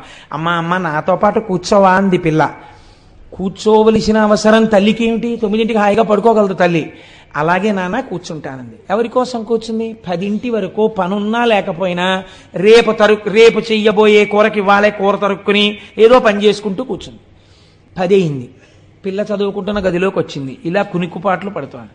లేపి ఓ గుక్కెడు టీయో కాఫీయో పాలో ఇచ్చి, కాసేపు నాన్న మీ నాన్నగారు ఎంత సంతోషపడిపోతారో, నీకో మంచి ర్యాంక్ వస్తే నాన్నగారు ఏమన్నారో తెలుసా, తల్లిగాడు తెల్లగా ఉంటాడు, వాడికి నేను 2 జతల గాజులు చేయిస్తాను, నా తల్లి 2 జతల గాజులు వేయించుకుంటే దాని రంగు మీద గాజులు అందమే కనపడదు, నా తల్లి బంగారం కన్నా గొప్పది అని మీ నాన్నగారు మురిసిపోతారు. మీ నాన్నగారు నీ చేతులకి 2 జతల గాజులు తెచ్చినప్పుడు ఎంత పొంగిపోవాలి. మరి నువ్వు కష్టపడి చదవాలి కదా నాన్న, నువ్వు 11:30 వరకు చదవ. అమ్మా ఇంకా నువ్వు 20 నిమిషాలు కూడా అక్కర్లేదు, ఇంకో 15 నిమిషాలు వేస్ట్, నువ్వు పడుకో నేను చదువుకుంటానని చదివేసుకుంది. అమ్మ ఏం చేసింది? ఏది లక్ష్యమును చేరడానికి ప్రతిబంధకమో దాన్ని తీసేసింది. మీకు ఈశ్వరుణ్ణి చేరడానికి ఏది ప్రతిబంధకమో, నమస్తే రుద్రమన్యవ ఉతోత ఇషవే నమః అని అభిషేకం చేస్తే, పారాయణ చేస్తే రుద్రాన్ని, శివాష్టోత్తరం చదివితే ఆయన ఆ ప్రతిబంధకాన్ని తీసేస్తాడు. ఇది రుద్ర, ఇది రక్షణ కలిగినటువంటి. అందుకని నమస్తే రుద్రమన్యవ అంటూ వెళ్ళి ఆ చేతిలో ధనస్సును రుద్రశబ్దంతో కలపడం వెనకాల కారణం అది. ఇప్పుడు రోదయతి శత్రూన్ రుద్ర, ఇప్పటి వరకు మిమ్మల్ని ఏడిపించిన వారు లేదా లోకమునకు శత్రువులైన వాళ్ళు, అంటే ఈశ్వరుడు ప్రతిపాదించినటువంటి ధర్మమునకు విరుద్ధమైన మార్గములో ప్రవర్తించడమునందు మమేకమైన వారు, అటువంటి వారిని ఏడిపించేవాడు.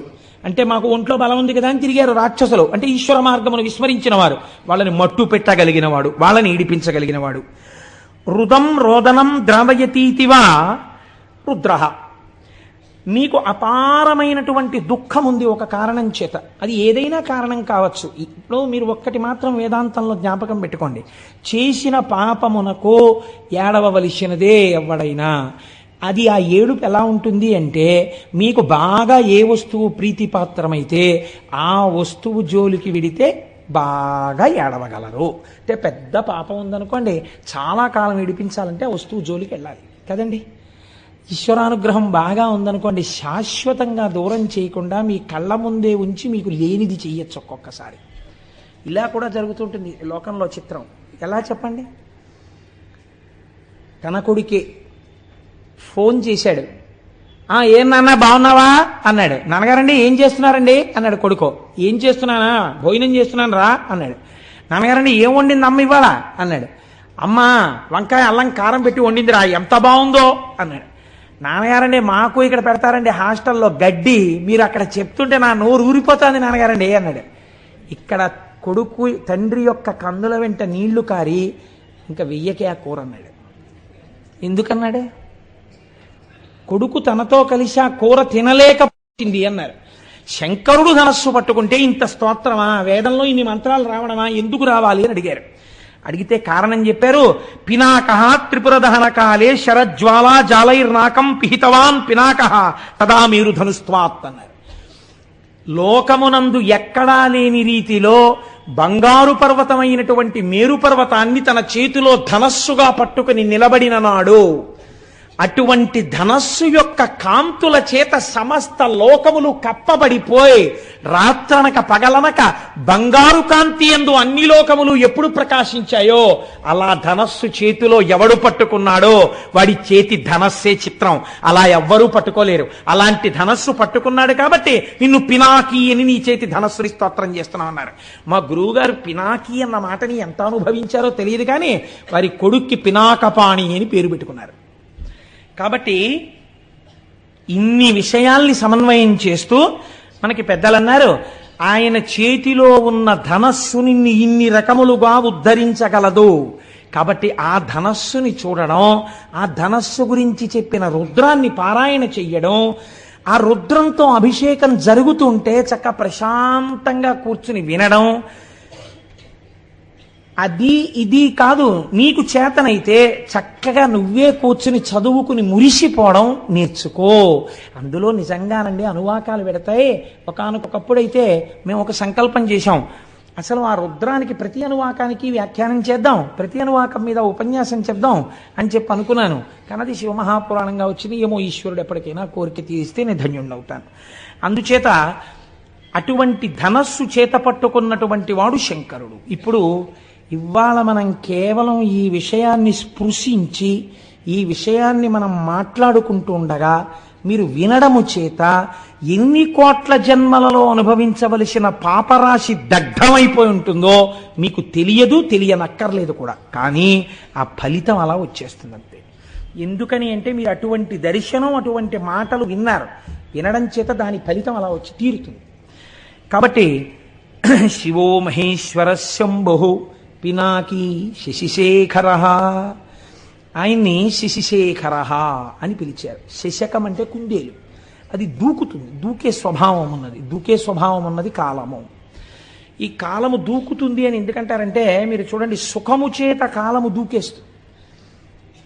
భోగి పండక్కి కూతురు అల్లుడు మనవలు వస్తున్నారనుకున్నప్పుడు రిటైర్ అయిపోయిన ఆయనకి ఎంతకీ భోగి రానట్టు అనిపిస్తుంది. ఇంకా రేపే భోగనగా అస్తమానం లేచి కళ్ళజోడెట్టుకుని గడియారం చూసుకుంటాడు, గౌతమి వచ్చే టైం అయిపోతోందని. మీరు కాకినాడ టౌన్ స్టేషన్లో చూడండి ఎంతమంది పెద్దవాళ్ళు ఉంటారో. ఆ కూతుళ్ళని కౌగలించేసుకుని అల్లుళ్ళని గౌరవించేసి ఆ మనవల్ని చేత్తో పట్టుకుని తాతగారండి తాతగారండి అంటుంటే వాళ్ళని ఆటోలు ఎక్కించుకుని కార్లు ఎక్కించుకుని వెళ్ళిపోయి ఆ మనవలతో ఆడుకుని కనుమ వస్తుంది, అంతే కళ్ళ నీళ్లు ప్రారంభం. ఎందుకని వెళ్ళిపోతుంది కూతురు అల్లుడును. ఏమిటో వచ్చిందనుకున్నంతసేపు పట్లేదు, ఇట్టి అయిపోయింది, భోగి నుంచి కనుమకు వచ్చేసామంటాడు. దూకేసింది కాలం సుఖంలో కదండి. కాబట్టి శశకము చంద్రుడి యందు కుందేలు ఉంటుంది. అందుకే కాలము దూకుతుంది, కాలము నిబ్బరంగా ఉంటుంది. ఒక్కొక్కసారి దుఃఖంలో ఉన్నాడు అనుకోండి, ఈ కాలం గడవట్లేదండి అసలు అంటే 20వ తారీఖునే డబ్బులు అయిపోయాయి అనుకోండి, ఏమిటో ఈ నెల గడవట్లేదండి అసలు 31 వస్తుందా అంటాడు. కాబట్టి కాలం చాలా గడుసుగా గంభీరంగా ఉన్నట్టుంటుంది. కాబట్టి మీరు ఈ దాంట్లో అర్థం చేసుకోవలసిన రహస్యం ఒకటి ఉంది. మీరు అసలు దాన్ని పట్టుకుంటే శశిశేఖరః అన్న మాటకున్నటువంటి తాత్వికమైన అర్థం మీకు అర్థం అవుతుంది. ఈ కాలమునందు మీకేమొస్తోంది? ఇప్పుడు నేను చెప్పిన 2 ఉదాహరణల్లో మీకేమర్థమైంది? ఒకదాని యందు సుఖం ఉంది, ఒకదాని యందు దుఃఖం ఉంది. దుఃఖం ఉన్నప్పుడు కాలం కదలనట్టు అనిపిస్తోంది, సుఖం ఉన్నప్పుడు దూకేసినట్టు అనిపిస్తోంది. దూకేసినట్టు కనపడిన కాలాన్ని, దూకనట్టు కనపడిన కాలాన్ని మీరు వైదిక సమన్వయం చేస్తే క్యాలెండర్లు, డేట్లు, జనవరిలు, ఫిబ్రవరిలు పక్కన పెట్టేయండి, అది మన సంప్రదాయం కాదు. మీరు రోజు చెప్పేటప్పుడు కాలాన్ని ఎలా చెప్తారు? శ్రీ వ్యయనామ సంవత్సరే ఉత్తరాయణే శిశిర ఋతౌ మాఘమాసే శుక్లపక్షే పంచమ్యాం వాసరః భౌమవాసరే శుభనక్షత్రే శుభయోగ శుభకరణయే వంగుడి విశేష విశిష్టాయాం శుభరిదౌ శ్రీమాన్ శ్రీమతః అని చెప్తున్నారా లేదా? ఈ తిథులు ఎలా వస్తున్నాయి? శుక్లపక్షే అని చెప్తున్నారా? శుక్లపక్షం దేనివల్ల వస్తుంది? చంద్రుడి యొక్క కళలు వృద్ధి పొందితే శుక్లపక్షం వస్తుంది. చంద్రుడి యొక్క కళలు జారిపోతే కృష్ణపక్షం వస్తోంది. ఒక శుక్లపక్షం ఓ కృష్ణపక్షం వస్తే ఓ నెల వస్తోంది. అలా కొన్ని నెలలు కలిస్తే ఓ సంవత్సరం వస్తోంది, కొన్ని సంవత్సరాలు కలిస్తే ఓ పుష్కరం వస్తోంది. ఇలా మీకు ఆధారం ఏమిటి? చంద్రుడి యొక్క కళలు దిగడం పెరగడం. చంద్రుడి కళలు దిగడం పెరగడం ఏదో ఒక కళలోంచి రావాలి కదా. ఆ కళలోంచి పెరుగుతున్న కళలు, ఈ వెళ్ళిపోతున్న కళలు మళ్ళీ ఆ కళలోకి వెళ్ళిపోవాలి కదా. అటువంటి శాశ్వతమైన చంద్రకళ ఏది ఉందో అది పార్వతీ పరమేశ్వరుల యొక్క కిరీటముల మీద ఉంటుంది. ఇప్పుడు ఈ కాలాన్ని మీరు దేని పెట్టి కొలుస్తున్నారో ఈ కాలమంతా ఆయన కిరీటం మీద ఒక ఆభరణం అయి ఉంది. కాలం ఆయనకి ఆభరణము, మీరు కాలమునకు వశులు. ఎంత తేడా వచ్చింది చూడండి. కాలమునకు వశులైన మిమ్మల్ని కాలాతీతుల్ని చేసి తనతో సమానమైన వాడిగా చేసుకోగలడు. ఇది శశిశేఖరః. అసలు నిజమైన తాత్వికమైన అర్థం అది. ఎవరు ఆయన పాదములు పట్టుకుంటున్నారో అటువంటి వాడికి జ్ఞానమిచ్చి కాలాతీతుణ్ణి చేసి మళ్ళీ పుట్టవలసిన అవసరం లేకుండా ఇదే చిట్ట చివరి మరణము. ఎందుకని? ఇక మళ్ళీ మరణం లేదు, ఎందుకంటే పుట్టుక లేదు. కాబట్టి ఈ స్థితికి పెంచగలడు. కాలము ఆభరణముగా ఉన్నవాడని చెప్పడానికే చంద్రరేఖని పొంది ఉంటాడు. మోక్షం ఇయ్యగలిగిన వాడని చెప్పడమే చంద్రరేఖని ధరించి ఉండడం. ఇదే శశిశేఖరః. అసలు తాత్వికమైన రహస్యం అది, శశిశేఖరః అన్న మాటకి. సరే, కానీ మనం అంటాం సోమనాథలింగము అన్న విషయాన్ని ప్రస్తావన చేస్తాం. కానీ ఇది కూడా పరమ సత్యం, లేకపోతే జ్యోతిర్లింగం రాదుగా. మీరు చూడండి, మళ్ళీ ఇక్కడ ఒక చిత్రమైన మాట ఉందండి. శివ సంబంధమైన విషయాల్లో కొన్ని ఆశ్చర్యకరమైన మాటలు ఉంటాయి. మీరు కంచిలో ఉండేటటువంటి లింగం దగ్గరికి వెళ్ళి ఇది జ్యోతిర్లింగము అని మీరు అన్నారనుకోండి, శాస్త్రం అంగీకరించద్దు. దాన్ని ఏమంటారంటే అష్టమూర్తుల యందు అది ఒక లింగము, పృథివీ లింగము అని పిలుస్తారు. పంచభూత లింగాల్లో అదొకటి. అలాగే కాళహస్తి వెడితే అది వాయులింగం, అది జ్యోతిర్లింగం కాదు. అలాగే మీరు జంబుకేశ్వరం వెడితే జలలింగం, అది జ్యోతిర్లింగం కాదు. కానీ మీరు కొన్ని లింగాలు ఉన్నాయి, వాటిని జ్యోతిర్లింగములని పిలుస్తారు.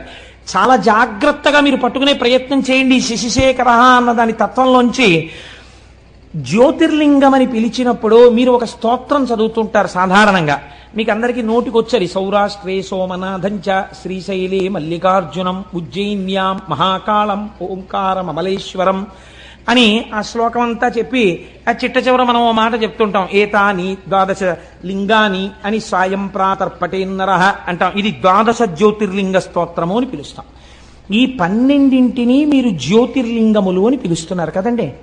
జ్యోతిర్లింగము అని పిలిచినప్పుడు లింగము జ్యోతి, ఈ 12 చోట్ల ఏముండాలి? న్యాయంగా దీపం ఉండాలి, జ్యోతి ఉండాలి. కానీ మీరు సౌరాష్ట్రం వెళ్ళారనుకోండి, సోమనాథ క్షేత్రానికి వెళ్ళారనుకోండి, అక్కడ మీకు దీపం కనపడుతోందా, శివలింగం కనపడుతోందా? శివలింగమే కనపడుతోంది. శ్రీశైలే మల్లికార్జునం, మీరు శ్రీశైలం వెళ్ళారనుకోండి, శ్రీశైలంలో మల్లికార్జున లింగం కనపడుతోందా, జ్యోతి కనపడుతోందా? లింగమే కనపడుతోంది. మరి మీరు ఈ 12 జ్యోతిర్లింగాలనడానికి, ఈ 12 జ్యోతిర్లింగాలంటే మిగిలిన కంచి ఇలాంటి చోట ఉన్న లింగాలు వీటికన్నా తేడాగా ఏమైనా ఉన్నాయా? మరి వాటిని జ్యోతిర్లింగాలను మీరు ఎందుకన్నారు? ఈ 12 ఎందుకు జ్యోతిర్లింగాలు అంటారు? ఏమైనా కారణం ఉందా? అలా ఎందుకు పిలుస్తారు? అంటే దీన్ని రుద్రానికి ఉన్నటువంటి ప్రార్థన గజ్జె ఎందు చెప్పారు. ఆపాతాల నభస్థలంత భువన బ్రహ్మాండమా విస్ఫురత్ జ్యోతిస్ఫాటికలింగమౌళి విలసత్పూర్ణేందు వాంతామృతై అస్తోకాప్లుతమేకమీశమనిశం రుద్రాను వాకాన్ జపన్ ధ్యాయేత్ ఈప్సిత సిద్ధయే అన్నారు. ధ్యాయేత్, మీరు ఆ లింగము దగ్గరికి వెళ్ళి అడిగినప్పుడు ఇహమునందు కావలసిన సౌఖ్యము నుండి మోక్షము వరకు ఏదైనా ఇవ్వగలిగిన పరబ్రహ్మస్వరూపంగా శివలింగం ఉన్నది. మీకు దొంగో చీకట్లో తెలియలేదనుకోండి, దీపం పెట్టి చూడాలి, స్పష్టంగా తెలుస్తుంది.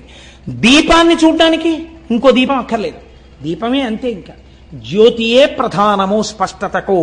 ఈ లోకమునందు జ్ఞానము పొందాలన్నా ఝాయేత్ ఈప్సిత సిద్ధయే. నాకు మోక్షం కాదండి, ఏదో వ్యాధి తగ్గాలి, ఆల్ రైట్ తగ్గిపోతుంది.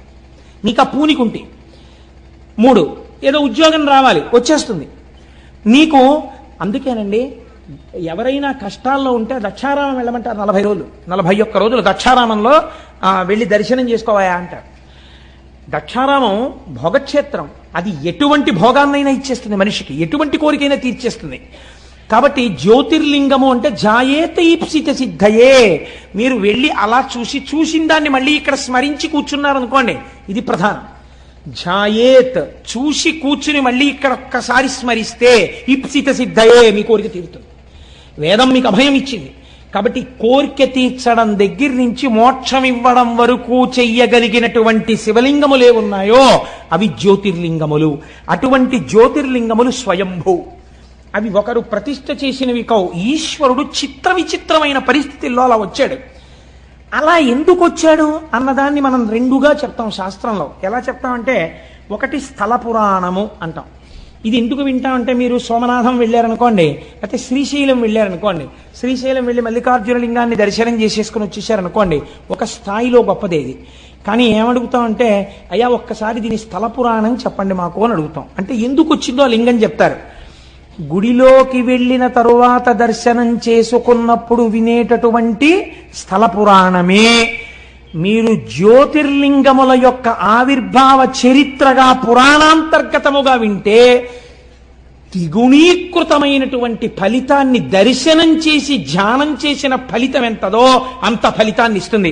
ఇప్పుడు 12 జ్యోతిర్లింగాల్ని శివమహాపురాణాంతర్గతంగా మీరు విన్నారనుకోండి, అందుకు తీసుకొస్తారు. ఇప్పుడు మీకు ఏ ఫలితం వేస్తారంటే, మీరు ఈ దేశములో ఉన్న 12 జ్యోతిర్లింగాల్ని సశాస్త్రీయంగా ఎలా దర్శనం చెయ్యాలో అలా దర్శనం చేసేసినటువంటి ఫలితాన్ని మీ ఖాతాలో వేసేస్తారు. కనుక పురాణంలోకి వీటిని తీసుకొస్తారు. కాబట్టి ఇప్పుడు శశిశేఖర సోమనాథ జ్యోతిర్లింగమో వదిలిపెట్టేయచ్చా? వదిలిపెట్టకూడదు, స్మరించాలి. ఎందుకు వచ్చిందో చెప్పుకోవాలి. ఒకసారి చెప్పుకుంటే ఏమవుతుంది? మీరు ఇక్కడ స్మరిస్తున్నారు దాని కథని. అది స్మరించడం చేత స్వయంభూ అయినటువంటి పరమాత్మ ప్రసన్నుడై, మీరు అది వింటున్నప్పుడు మీకు తెలియకుండానే మీరు ఆ సోమనాథ క్షేత్రం ఇలా ఉంటుంది అని మనస్సు అక్కడికి వెళ్ళిపోతుంది. అది వింటారు. ఝాయేత్, ధ్యానం చేసింది. మామూలుగా అయితే క్షణం చేస్తుంది, ఇప్పుడు ఒక అరగంట చేస్తుంది. అపారమైనటువంటి ఫలితాన్ని ఇచ్చేస్తుంది. అలా 12 జ్యోతిర్లింగాలు విన్నారనుకోండి, ఏమవుతుంది? అందుకని పురాణ శ్రవణం చెయ్యి అంటారు. ఇప్పుడు విన్నవాడికి ఏమవుతుంది? 12 జ్యోతిర్లింగాల దర్శనం చేసవచ్చే ఫలితం ఏదో అది వాడి ఖాతాలో వేసేస్తారు. అందుకే పూర్వం అందరూ వెళ్ళలేరని ప్రత్యేకంగా మన వాళ్ళు వెర్రివాళ్ళై పురాణం చెప్పించలేదండి. ఒక ఆయన్ని పట్టుకు తెచ్చుకుని, అయ్యా మాకు పురాణం చెప్పండి అంటే ఆయన ఓ పుస్తకం పెట్టుకుని చక్కగా చదువుతుంటే ఆయన చెప్తుంటే భక్తి శ్రద్ధలతో అలా వినేవారు. ఇది ఇలా ఉంటుందా అండి, దీనికి హేతు ఉంటుందా అండి అని అడిగేవారు కాదు. శ్రద్ధ అలా ఉంటుంది, ఈశ్వరుడు స్వతంత్రుడు, అలా చెయ్యగలడు, వాళ్ళకి ఆ విశ్వాసంతో వినేవారు. అందుకే 80 ఏళ్ళు రానివ్వండి, చక్కగా మోకాళ్ళు నొప్పి లేదు, బీపీ లేదు, షుగర్ లేదు, కళ్ళజోడు లేదు, ఇనప రాయల్లే ఉండేవారు.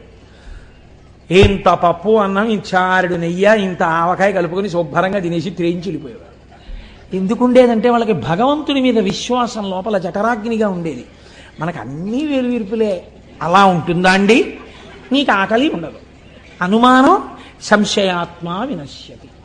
కాబట్టి చూడండి, శశిశేఖర అన్న నామాన్ని వ్యాఖ్యానం చేస్తూ అంటారు, దక్ష ప్రజాపతికి 27 మంది కుమార్తెలు. ఆ 27 మంది కుమార్తెలే 27 నక్షత్రాలు, అశ్విని భరణి కృత్తిక రోహిణి. వీళ్ళు ఈ 27 నక్షత్రాల్ని తీసుకెళ్లి చంద్రుడికిచ్చి వివాహం చేశాడు.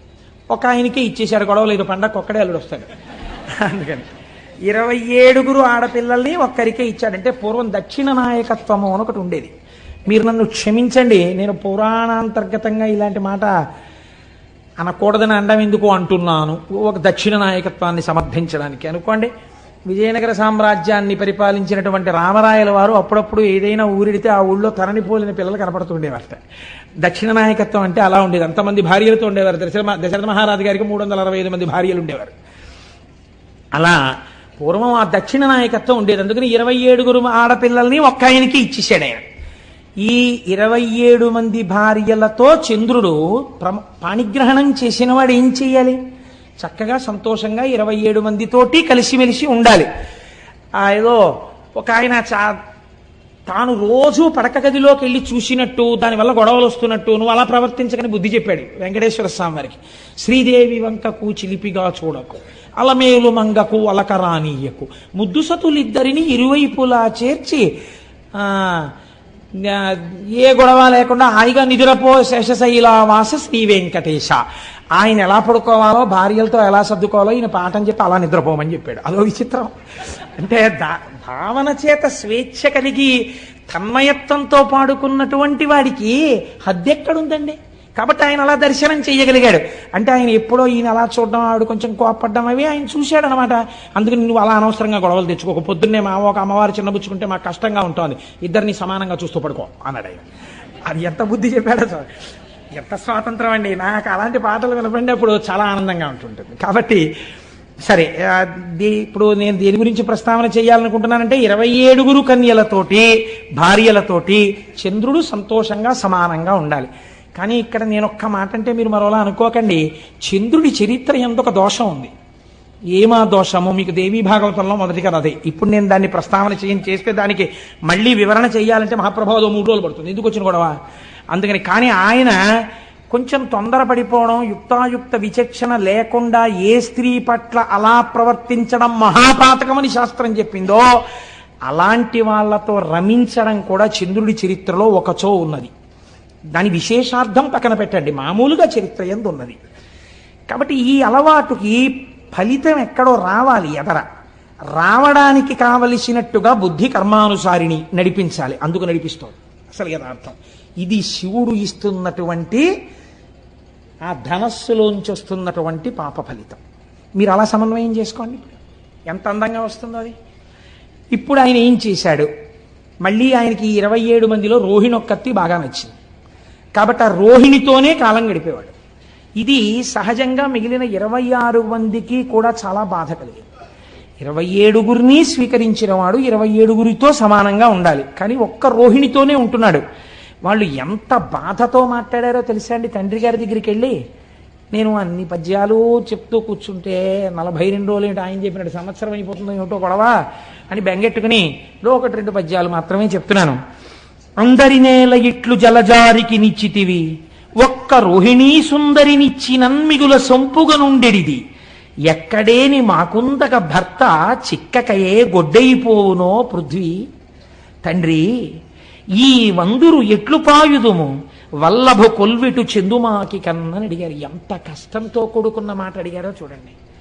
నాన్నగారండి, మీరు ఎందుకు ఈ తప్పు చేశారండి?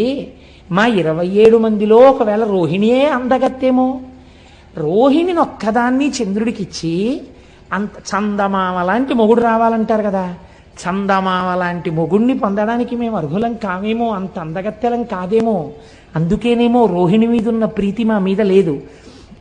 అంత అందమైన కూతురుతో పాటు అందం లేని మమ్మల్ని కూడా ఎందుకు ఇచ్చారు నాన్నగారు? కన్యాదానంలో మీ బాధ్యత అయిపోతుందని ఇచ్చారా? మాకు తగిన భర్తలు, మేము ఎంత పనికి మాలిన వాళ్ళమైనా మాకు తగిన భర్తలు పృథివీలో ఉండరా? గొడ్డుపోయిందా నాన్నగారు లోకం? ఎవరిని తెచ్చి మాకు పెళ్లి చేస్తే మేము సంతోషించకపోదు అండి.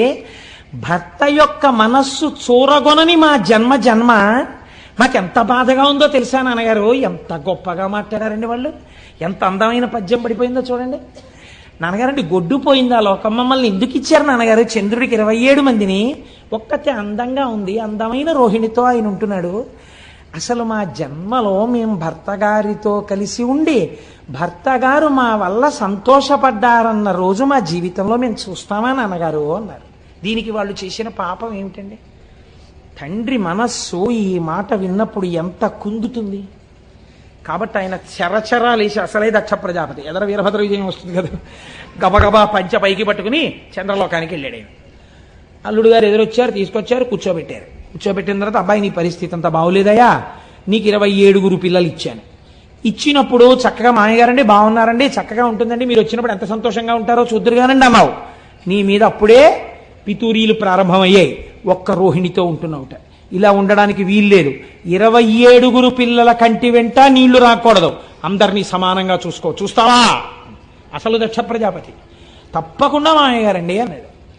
అయిపోయింది. అమ్మా నేను చెప్పానమ్మా, ఇంకా మీకేమి ఇబ్బంది ఉండదు, ఈ మాట మీరు సంక్రాంతికి వచ్చినప్పుడు సంతోషంగా వస్తారు అని వెళ్ళిపోయాడు దక్ష ప్రజాపతి. అంటే నిజంగా సంక్రాంతి అనుకోకండి, నేను ఒక మాట అన్నానంతే. ఇప్పుడు వెళ్ళిపోయిన తర్వాత మళ్ళీ ఎవరో వచ్చి చెప్పారు, పాపం ఆ 26 అలాగే ఏడుస్తున్నారండి, మీ అల్లుడి గారి ప్రవర్తనలో ఏమీ మార్పు లేదు, ఎక్కడ చూసినా రోహిణితోటే ఉంటాడు, మిగిలిన 26 మంది జోలికి ఎప్పుడూ వెళ్ళాడు. పాపం ఓసారి మీరు చెప్పారు, ఆయన వినడు, ఏమిటో వాళ్ళ బతుకు అంతేనా అన్నారు. అనేటప్పటికి ఇప్పుడు ఆయనకి ఎందుకు కోపం వచ్చిందంటే నా మాట వినలేదని కోపం వచ్చింది. ఆయన ఎటువంటి ఆలోచన వచ్చిందో చూడండి. ఆ కోపంలో క్షయవ్యాధి ఉన్నటువంటి వాడికి తొందరగా దగ్గరగా వెళ్ళడానికి, ఆ ఉచ్ఛ్వాస నిశ్వాసలని లోపలికి పీల్చడానికి, వారి నోటి ఎంగిలిని తన నోటిలోకి తీసుకోవడానికి ఎవరు ఇష్టపడరు, ఎందుకంటే వీళ్ళకి క్షయ వస్తుందని.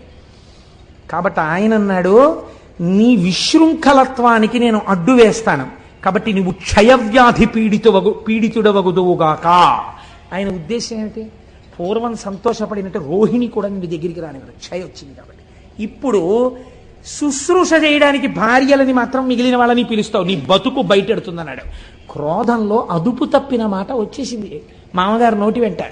వచ్చి నువ్వు క్షయవ్యాధి పీడితుడు వగుదువుగాక అన్నాడు. ఈయనకి క్షయవ్యాధి వచ్చింది, కానీ దేవతలందరికీ భోజనాలు పోయి ఉపవాసాలు చేసి న్యూరోబియాన్ ఇంజక్షన్లు చేయించుకోవాల్సి వచ్చింది. వాళ్ళందరూ నీరసపడిపోయారు. ఇదేమిటండి, చంద్రుడికి క్షయవ్యాధి వస్తే దేవతలకి నీరసం రావడం ఎందుకు అంటే ఇక్కడ ఒక పెద్ద మర్మం ఉంది. చంద్రుడు బాగా ప్రకాశిస్తే ఆయన యొక్క అనుగ్రహం చేత ఓషధులు ప్రకాశిస్తాయి. ఓషధులు బాగా ప్రకాశిస్తే ఆ ఓషధులతో కూడినటువంటి ద్రవ్యములతో యజ్ఞం చెయ్యాలి. ఈ యజ్ఞంలో ఓషధుల్ని కూడా వేస్తే ఈ హవిస్సులు దేవతలు తీసుకుంటారు. దేవతలు తీసుకుని వాళ్ళ ఆకలి తీరితే వాళ్ళకు మనకు మంగళములను ఇస్తారు. దేవతలకి హవిస్సులు లేవు, లోకాలకి మంగళాలు లేవు. ఇటు వీళ్ళు మాడిపోయారు, అటు వాళ్ళు మాడిపోయారు. ఎందుకు వచ్చింది ఇదంతా? చంద్రుడికి క్షయవ్యాధి వచ్చింది. కాబట్టి ఇప్పుడు ఇది ఎవరి సమస్య అయి కూర్చుంది? చంద్రుడి వ్యక్తిగత సమస్య కాదు, అన్ని లోకాల సమస్య. ఎంత చిత్రంగా పరిణమించిందో చూడండి విషయం. ఇప్పుడు వీళ్ళందరూ మాట మాట్లాడుకున్నారు. అత్రి మహర్షిని పిలిచారు. అందరూ కలిసి చతుర్ముఖ బ్రహ్మగారి దగ్గరికి వెళ్ళారు. పెద్ద ఆయన పాపం ఆయన్ని అడుగుతారు అందరూ.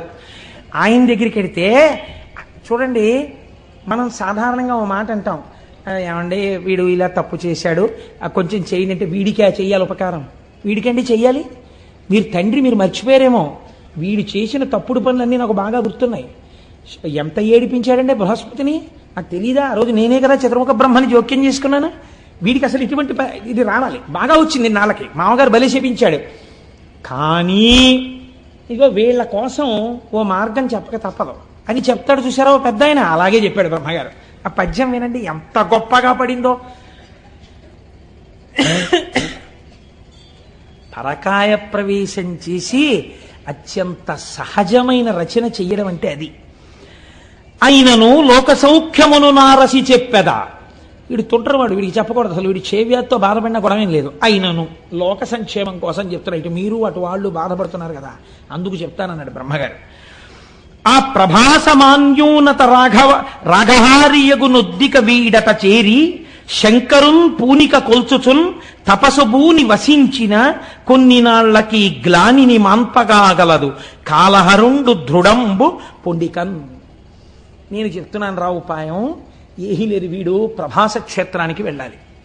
వెళ్ళి సముద్రపు ఒడ్డున ఉంది, అది అరేబియా మహాసముద్రం అని ఇప్పుడు మనం పిలుస్తున్నామే, ఆ సముద్రపు ఒడ్డుకు వెళ్ళి కూర్చుని ఆ ప్రభాస క్షేత్రంలో ఓ గుంట తవ్వి అందులో ఒక పార్థివలింగాన్ని పెట్టుకుని పంచాక్షరీ మహామంత్ర జపాన్ని మృత్యుంజయ మహామంత్రంతో కలిపి అనుష్ఠానం చేయాలి. ఎందుకని? క్షయం వచ్చేసింది కాబట్టి మృత్యుంజయ మంత్రంతో కలిపి అనుష్ఠానం చేయాలి. ఎంత శాపం ఉన్నా ఇటు బ్రాహ్మణ వాక్కుని కాపాడి అటు వీడు చచ్చిపోకుండానూ కాపాడాలంటే పరబ్రహ్మమునకు తప్ప వేరొకడికి సాధ్యం కాదు. కాబట్టి శంకరుడు మాత్రమే చెయ్యాలి ఈ పని. వీడిని పార్థివలింగాన్ని అర్చన చెయ్యమనండి అన్నారు. ఆ మాట చూడండి. ఉద్దిక వీడత చేరి బ్రహ్మగారు మాట్లాడేటప్పుడు ఈయన్ని అండం. ఆ చికాకుంది చంద్రుడి మీద, ఆయనకి కోపం ఉంది, అందుకని వీడిని అక్కడికి వెళ్ళమనండి. ఎంత బాగా అన్నారో చూడండి. ఒద్దిక వీడట, అక్కడైనా బుద్ధిగా కూర్చోవాలి. మళ్ళీ అక్కడికి వెళ్ళి కూర్చుని ఏదో పనులు మొదలెట్టకూడదు, మళ్ళీ ఏదో శాపాలు తెచ్చుకోకూడదు, మళ్ళీ నా దగ్గర రాకూడదు. ఉద్దిక అక్కడ కూర్చుని శివుడి గురించి ఆరాధన చేయమనండి, పోమనండి అక్కడికి. అలాగేనండి బాబాయ్ అన్నాడు ఇప్పుడు అని. ఇప్పుడు బయలుదేరి ప్రభాస క్షేత్రం చేశాడు. ఏం చేస్తాడు? చేసిన పాపం అనుభవించాలి, వచ్చింది శిక్ష.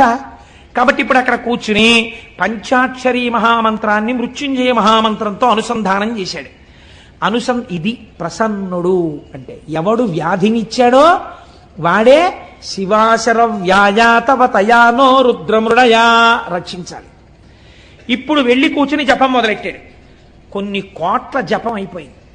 అయిపోయిన తరువాత చంద్రోద్భాసిత శేఖరే స్మరహరే గంగాధరే శంకరే సర్పైర్భూషిత కంఠకర్ణ వివరే నేత్రోద్ధవైశ్వానరే దంతిత్వకృత సుందరాంబరధరే త్రైలోక్య సారే హరే మోక్షార్థం కురు చిత్త వృత్తి మమలాం అంతైస్తు కింకర్మభిః అంటారు శంకరాచార్యుల వారు.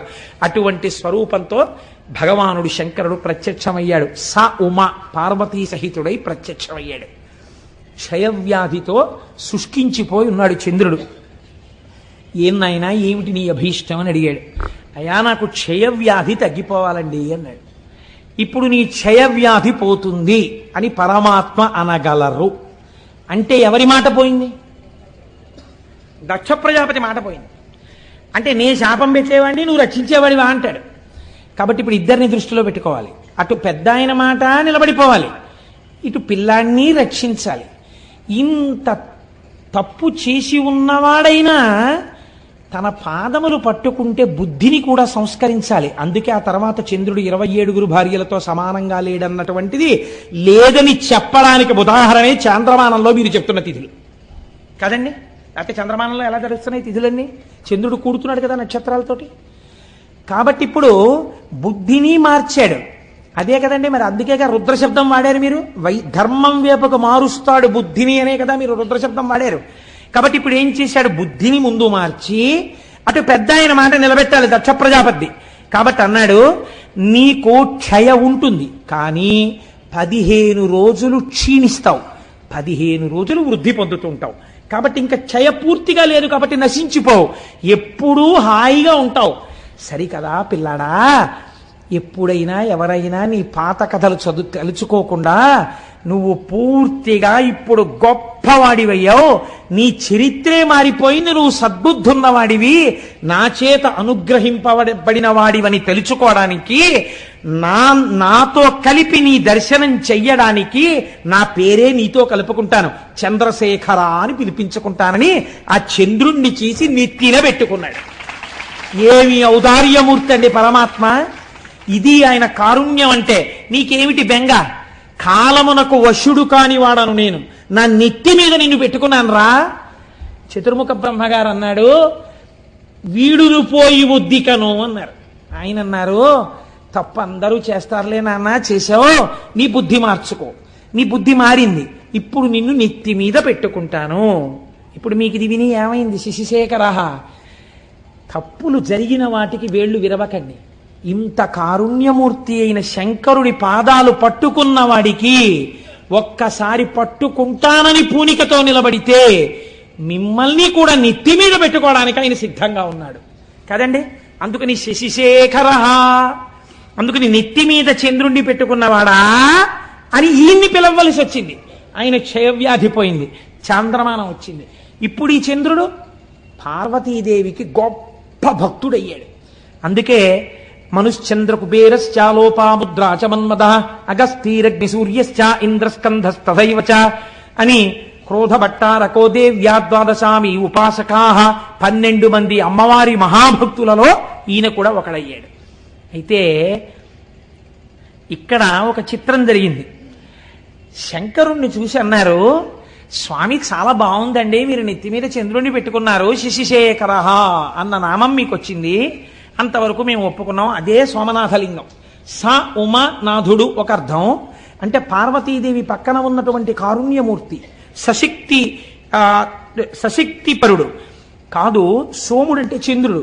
సోముడు ప్రార్థన చేశాడు, నన్ను ఇంత అనుగ్రహించిన నీవు ఉత్తరోత్తర ఎవరొచ్చినా రక్షించడానికి ఇక్కడే వెలియవలసినది అన్నాడు. జ్యోతిర్లింగమయ్యాడు. అందుకే అది స్వయంభూలింగాలలో జ్యోతిర్లింగాలలో మొట్టమొదటి లింగం.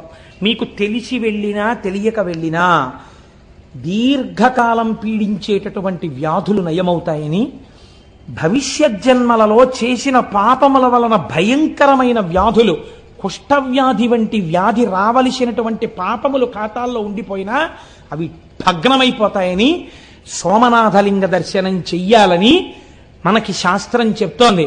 మమ్మల్ని అనుగ్రహించి గోపాలకృష్ణ గారు తీసుకెళ్లబోతున్నారు సోమనాథలింగ దర్శనానికి ఏప్రిల్లో. కనుక ఒకరన్నారు, అయ్యా ఇక్కడ వరకు బాగుందండి, చాలా బాగుంది, సోమనాథలింగ దర్శనం చెయ్యవలసిందే. ఈ లింగం మీద కన్నుబడే ఈ దేవాలయాన్ని ఎన్ని మాటలు ధ్వంసం చేశారో కొందరు.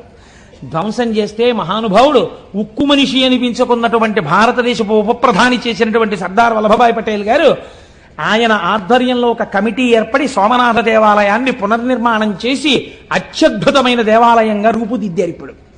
కాబట్టి ఈ చంద్రశేఖరుణ్ణి దర్శనం చేసిన మాట యథార్థం అయితే, అయ్యవారు ఇక్కడ చంద్రుణ్ణి పెట్టుకున్నాడు అనుకోండి, చాలా బాగుంది స్వామి, ఇక్కడ నువ్వు చంద్రుణ్ణి పెట్టుకున్నావు అనేసి మీరు వెళ్ళిపోగలరండి ఇంటికి. మా స్వామి పరమాచార్య స్వామి ఒక మాట చెప్పారు. ఆయన అన్నారు ఒక రోజున, ఆయన నాకు ప్రాణం అండి మహానుభావుడు, అలా వెళ్ళిపోతూ ఎక్కడో కూర్చునేవారు, ఏదో గుర్తొచ్చేది, ఆకాశంలో చంద్రుణ్ణి చూస్తే ఓ నవ్వు నవ్వేవారు.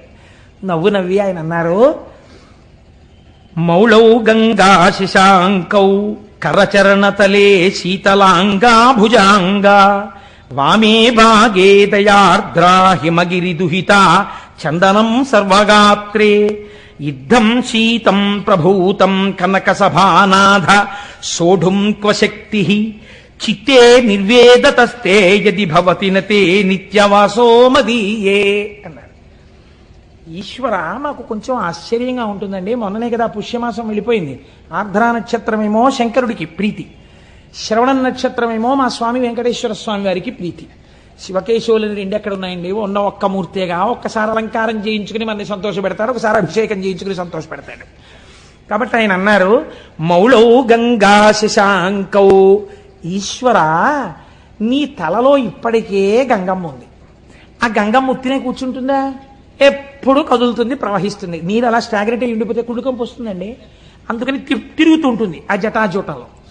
అలా తిరుగుతుండడంలో ఏమవుతుంది, కిందకి ఇలా కారిపోతుంటుంది. ఆ నీళ్లతో నీ ఒళ్ళే ఏమవుతుంది, ఎప్పుడూ తడిసిపోతుంది. ఎప్పుడు శంకరుడి దగ్గరికి వెళ్ళి ఇలా ముట్టుకుందామన్నా పార్వతీదేవి చల్లగా తడిసిపోయి ఉంటాడు. అబ్బా తుడుచుకోండి అంటుంది, మళ్ళీ తుడుచుకుంటాడు, మళ్ళీ తడిసిపోతుంటాడు. కాబట్టి ఈశ్వర ఇప్పటికే గంగ ఉంది, అది చల్లగా ఉంటాయి నీళ్లు. చాలదన్నట్టు ఇప్పుడు ఏం చేసావు, చంద్రుడిని తెచ్చి నెత్తి మీద పెట్టుకున్నావు. కాబట్టి ఇప్పుడు నీ తలకాయ ఎంత చల్లగా ఉండాలి. ఎప్పుడు పెట్టుకున్నావో ఆ సోముణ్ణి, తలకాయ ఎంత చల్లతనంతో దిమ్మెక్కిపోయి ఉండాలి. నిజానికి ఎంత చల్లతనమో, ఎంత చల్లగా ఉందో, తల నిమ్మెక్కిపోయింది అంటుంటాం మనం. వానలో బాగా తడిసిపోయి ఇంటికి వచ్చారనుకోండి భర్త, భార్య గబగబా ఏం చేస్తుందంటే, ఇప్పుడు లేవనుకోండి కుంపట్లో బొగ్గులేసి గబగబా విసిరి ఒక్కసారి రండి మీకు పరిచయం పట్టేస్తుంది, కాస్త సాంబ్రాణి వేస్తానని చక్కగా ఆయన నిప్పుల్లోకి పడకుండా ఇలా కొంచెం తల వంచుతుంటే, ఏదో పెద్ద బడాయికి పోయి ఇలా ఏదో తెలియక వంచేసినట్టు తల వంచి ఆవిడ పట్టుకుంటే ఇలా సాంబ్రాణి వేస్తుంటే ఆయనకు అదో సంతోషం. ఇంత వానలో తడిచిన శ్రమ పోయేది ఆయనకి. కాబట్టి అలా తండ్రి నీకు జటాజూటమంతా గంగతో తడిసిపోయింది, చాలదా చంద్రబింబాన్ని పెట్టుకున్నావు, తల నిమ్మెక్కిపోయిందనాలి నువ్వు పార్వతీదేవి దగ్గరికి వెళ్ళి. పోనీ ఆవిడితో ఈ మాట చెప్దామంటే ఇవి చాలవన్నట్టు ఇంకోటి తగిలాయి. పోనీ తలొక్కటేనండి నిమ్ముకుపోయినట్టుంటుందంటే శీతలాంగా భుజాంగా, పాములు ఒంటికి కుండలీకృత కుండలేశ్వర కుండలం వృషవాహనం నరదాది మునీశ్వర స్తుత వైభవం భువనేశ్వరం. ఆయనకి చెవులకి పాములే, కంఠంలో పామే, భుజాలకి పాములే, పాదానికి వాసుకి చుట్టుకుని ఉంటాడు. వాసుకి ఇద్దరికి ఆభరణం ఉంటుంది, నారాయణుడికి ఇటు శివుడికి వాసుకి చుట్టుకుని ఉంటాడు.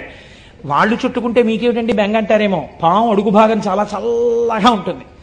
ఇంత చల్లగా ఉన్న పాములు ఒళ్ళంతా చుట్టుకున్నాయి. పైన అంటుంటాలి, ఒళ్ళంతా పాములు. సాధారణంగా పైన చలేస్తే తడిసిపోతే ఏదో ఒళ్ళంతా ఇలా దగ్గర పెట్టుకుని అంటారు. ఇవి చలి, ఒళ్ళంతా ఇవే. వీటిని ఏమైనా అన్నా అంటే ఇంకా ఇంకా పాకుతాయి, ఇంకా చలి. ఒళ్ళంతా చల్లగా ఉంటుంది. పోన్లేవయ్యా, ఎవడైనా ఏం చేస్తాడు ఇంత చల్లగా ఉంటే? మరోలా అనుకోకండి, మర్యాదకి చెప్తున్నాను. ఉత్తర క్షణంలో ఉష్ణాన్ని పొందాలంటే వెళ్ళి భార్యను ఆలింగనం చేసుకోవాలి, కాస్త వెచ్చటి సుఖాన్ని పొందాననుకోవాలి. పోనీ అలా వెళ్ళి నువ్వు మీ ఆవిడ్ని కౌగిలించుకున్నావు అనుకో, ఆవిడిటువంటిది. వామే భాగే దయార్ద్రా హిమగిరి దుహిత. ఆవిడ హిమవంతుడి కూతురు. పైగా ఆవిడెప్పుడు ఎలా ఉంటుంది? దయార్ద్ర, దయతో తడిసిపోయి బిడ్డల్ని ఎలా రక్షిద్దాం బిడ్డల్ని ఎలా రక్షిద్దాం అని పరమ దయతో తడిసిపోయి ఆవిడ ఉంటుంది. పైగా హిమవంతుడు కూతురు కాబట్టి చల్లని తల్లి. అమ్మలగన్నయమ్మ ముగురమ్మల మూలపుటమ్మ, చాలా పెద్ద అమ్మ, చల్లని అమ్మ. చల్లని తల్లి అండి అంటాం కదా, మరి చల్లని తల్లి. దృశాద్రాఘీయస్యాదర దళిత నీలోత్పల రుచాదవీయం సందీనం స్నపయ కృపయా మమ పిశివే అంటారు శంకరాచార్యుల వారు. అలా అపారమైన దయ కళ్ళల్లోంచి కురిపించేస్తుంటుంది. ఒళ్ళేమో హిమవంతుడి కూతురు కాబట్టి తండ్రి గారి పోలికలు వచ్చాయి పిల్లకి. పిల్ల చల్లగా ఉంటుంది ఎప్పుడు. వెళ్ళి కొంచెం వెచ్చగా ఉంటుందేమో అని కౌగిలించుకొని ఎడం పక్కన ఎట్టుకుంటే ఇంకొంచెం చలొచ్చింది. పోన్లేవయ్యా, కుడివైపు ఏమైనా కొంచెం తగ్గుతుందేమో అనుకుంటే భక్తులందరూ వచ్చి చందనం సర్వగాత్రే, కాస్త చలిమంటేసిన వాడు ధూపం వేసిన వాడు తక్కువ, స్వామికి చందనం రాయాలండి బొట్టెట్టాలండి అని చందనం రాశారు.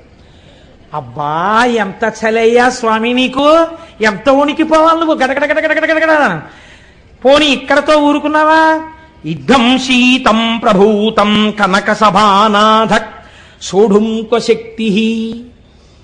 అందరూ పుష్యమాసంలో హేమంత ఋతువులో బయటికి రావడానికి కూడా ఇష్టపడక చలేసేస్తోందని దుప్పట్లు కప్పుకుని ముసుగెట్టుకు పడుకుంటే నీ నెత్తి మీద ధారాపాత్ర పెట్టి చాలదన్నట్టు సన్నటి ధార ఇలా ఉనికిపోతూ, పోని చక్కగా ఏదో మా స్వామి శ్రీమన్నారాయణుడిలా చక్కగా నీకేమైనా సుప్రభాతం చెప్పి చామంతి పూల దండలేసి నీకు చక్క ధూపం వేసి పొద్దున్నే బాలభోగం అని ఏమైనా వేడిగా కట్టు పొంగల్ చక్ర పొంగల్ తీసుకొచ్చి పెడతారా? నీకు అభిషేకాలు మొదలెడతారు పొద్దున్నే. పాపం నీకు పూజ ఎప్పుడు, నీకు అలంకారం ఇప్పుడు 11 అయ్యాక. తెల్లారకట వీళ్ళందరికీ మాత్రం స్వెట్టర్లు వేసుకుంటారు, మంకీ క్యాప్లు పెట్టుకుంటారు, గుళ్ళోకి వస్తారు. వీళ్ళు మాత్రం తలకో చెంబు నీళ్లు పట్టుకొచ్చి నీ మీద పోసేస్తుంటారు. అయ్యయ్యో ఈశ్వరా, ఎంత చలయ్యా నీకు పరమాత్మ. సోఢుంక శక్తి, ఇంత చల్లగా ఉందే నీ పరిస్థితి, ఎలా తట్టుకుంటున్నావయ్యా వణకకుండా అని వెంటనే అన్నారు. నాకు అర్థమైంది ఎందుకు నీకు శక్తి వచ్చిందో తెలుసా? చిత్తే నిర్వేదతస్తే యది భవతి నతే నిత్యవాసో మదీయే. ఎప్పుడు ఆశలతో కోరికలతో ఏడుస్తూ దుఃఖంతో అటు పరిగెడుతూ ఇటు పరిగెడుతూ వేడెక్కిపోయిన నా హృదయంలో కూర్చుని కూర్చుని ఈ వేడి తగిలి ఇంత చల్లతనానికి సరిపోలేదు, అందుకే ఇంత చల్లవన్నీ పెట్టుకున్నావు అన్నారు. ఎంతటి కారుణ్యమూర్తివయ్యా శశిశేఖర. చంద్రశేఖరుడిగా కూడా ఇక్కడ కూర్చోవడం వల్ల ఇంత చల్లతనం నీకు సరిపోలా, వేడెక్కిపోయావు మా చిత్తముల యందుండేటటువంటి సెగకి. కాబట్టి మేము ఇటువంటి వాళ్ళం తండ్రి, మా మనస్సులు ఎలా చల్లబడతాయి? నువ్వు ఒక్కసారి కారుణ్యంతో ఇలా చూడు, శశిశేఖర అని చెప్పుకున్నాం కదా, మా మనస్సులు చల్లబడేటట్టుగా మమ్మల్ని అనుగ్రహించు అని అద్భుతమైనటువంటి శ్లోకాన్ని శశిశేఖర శబ్దానికి అనుసంధానం చేస్తారు. సరే, ఇవాళ ఇక్కడ వరకు చెప్పాను. దీని తర్వాత ప్రస్తావన చేస్తే కష్టం కనుక 8:30 అయింది కనుక రేపటి రోజున రేపు ఒక పరమాద్భుతమైన, ఎలాగో మొదలు పెట్టేశాను కాబట్టి ఓ పని చేస్తాను, ఇంకిక్కడి నుంచి వరుసగా మీకు 12 జ్యోతిర్లింగ దర్శనం, రేపటి నుంచి వరుసగా జ్యోతిర్లింగాలు పెడతాను. కనుక రేపు శ్రీశైల మల్లికార్జునుడు మన రాష్ట్రం.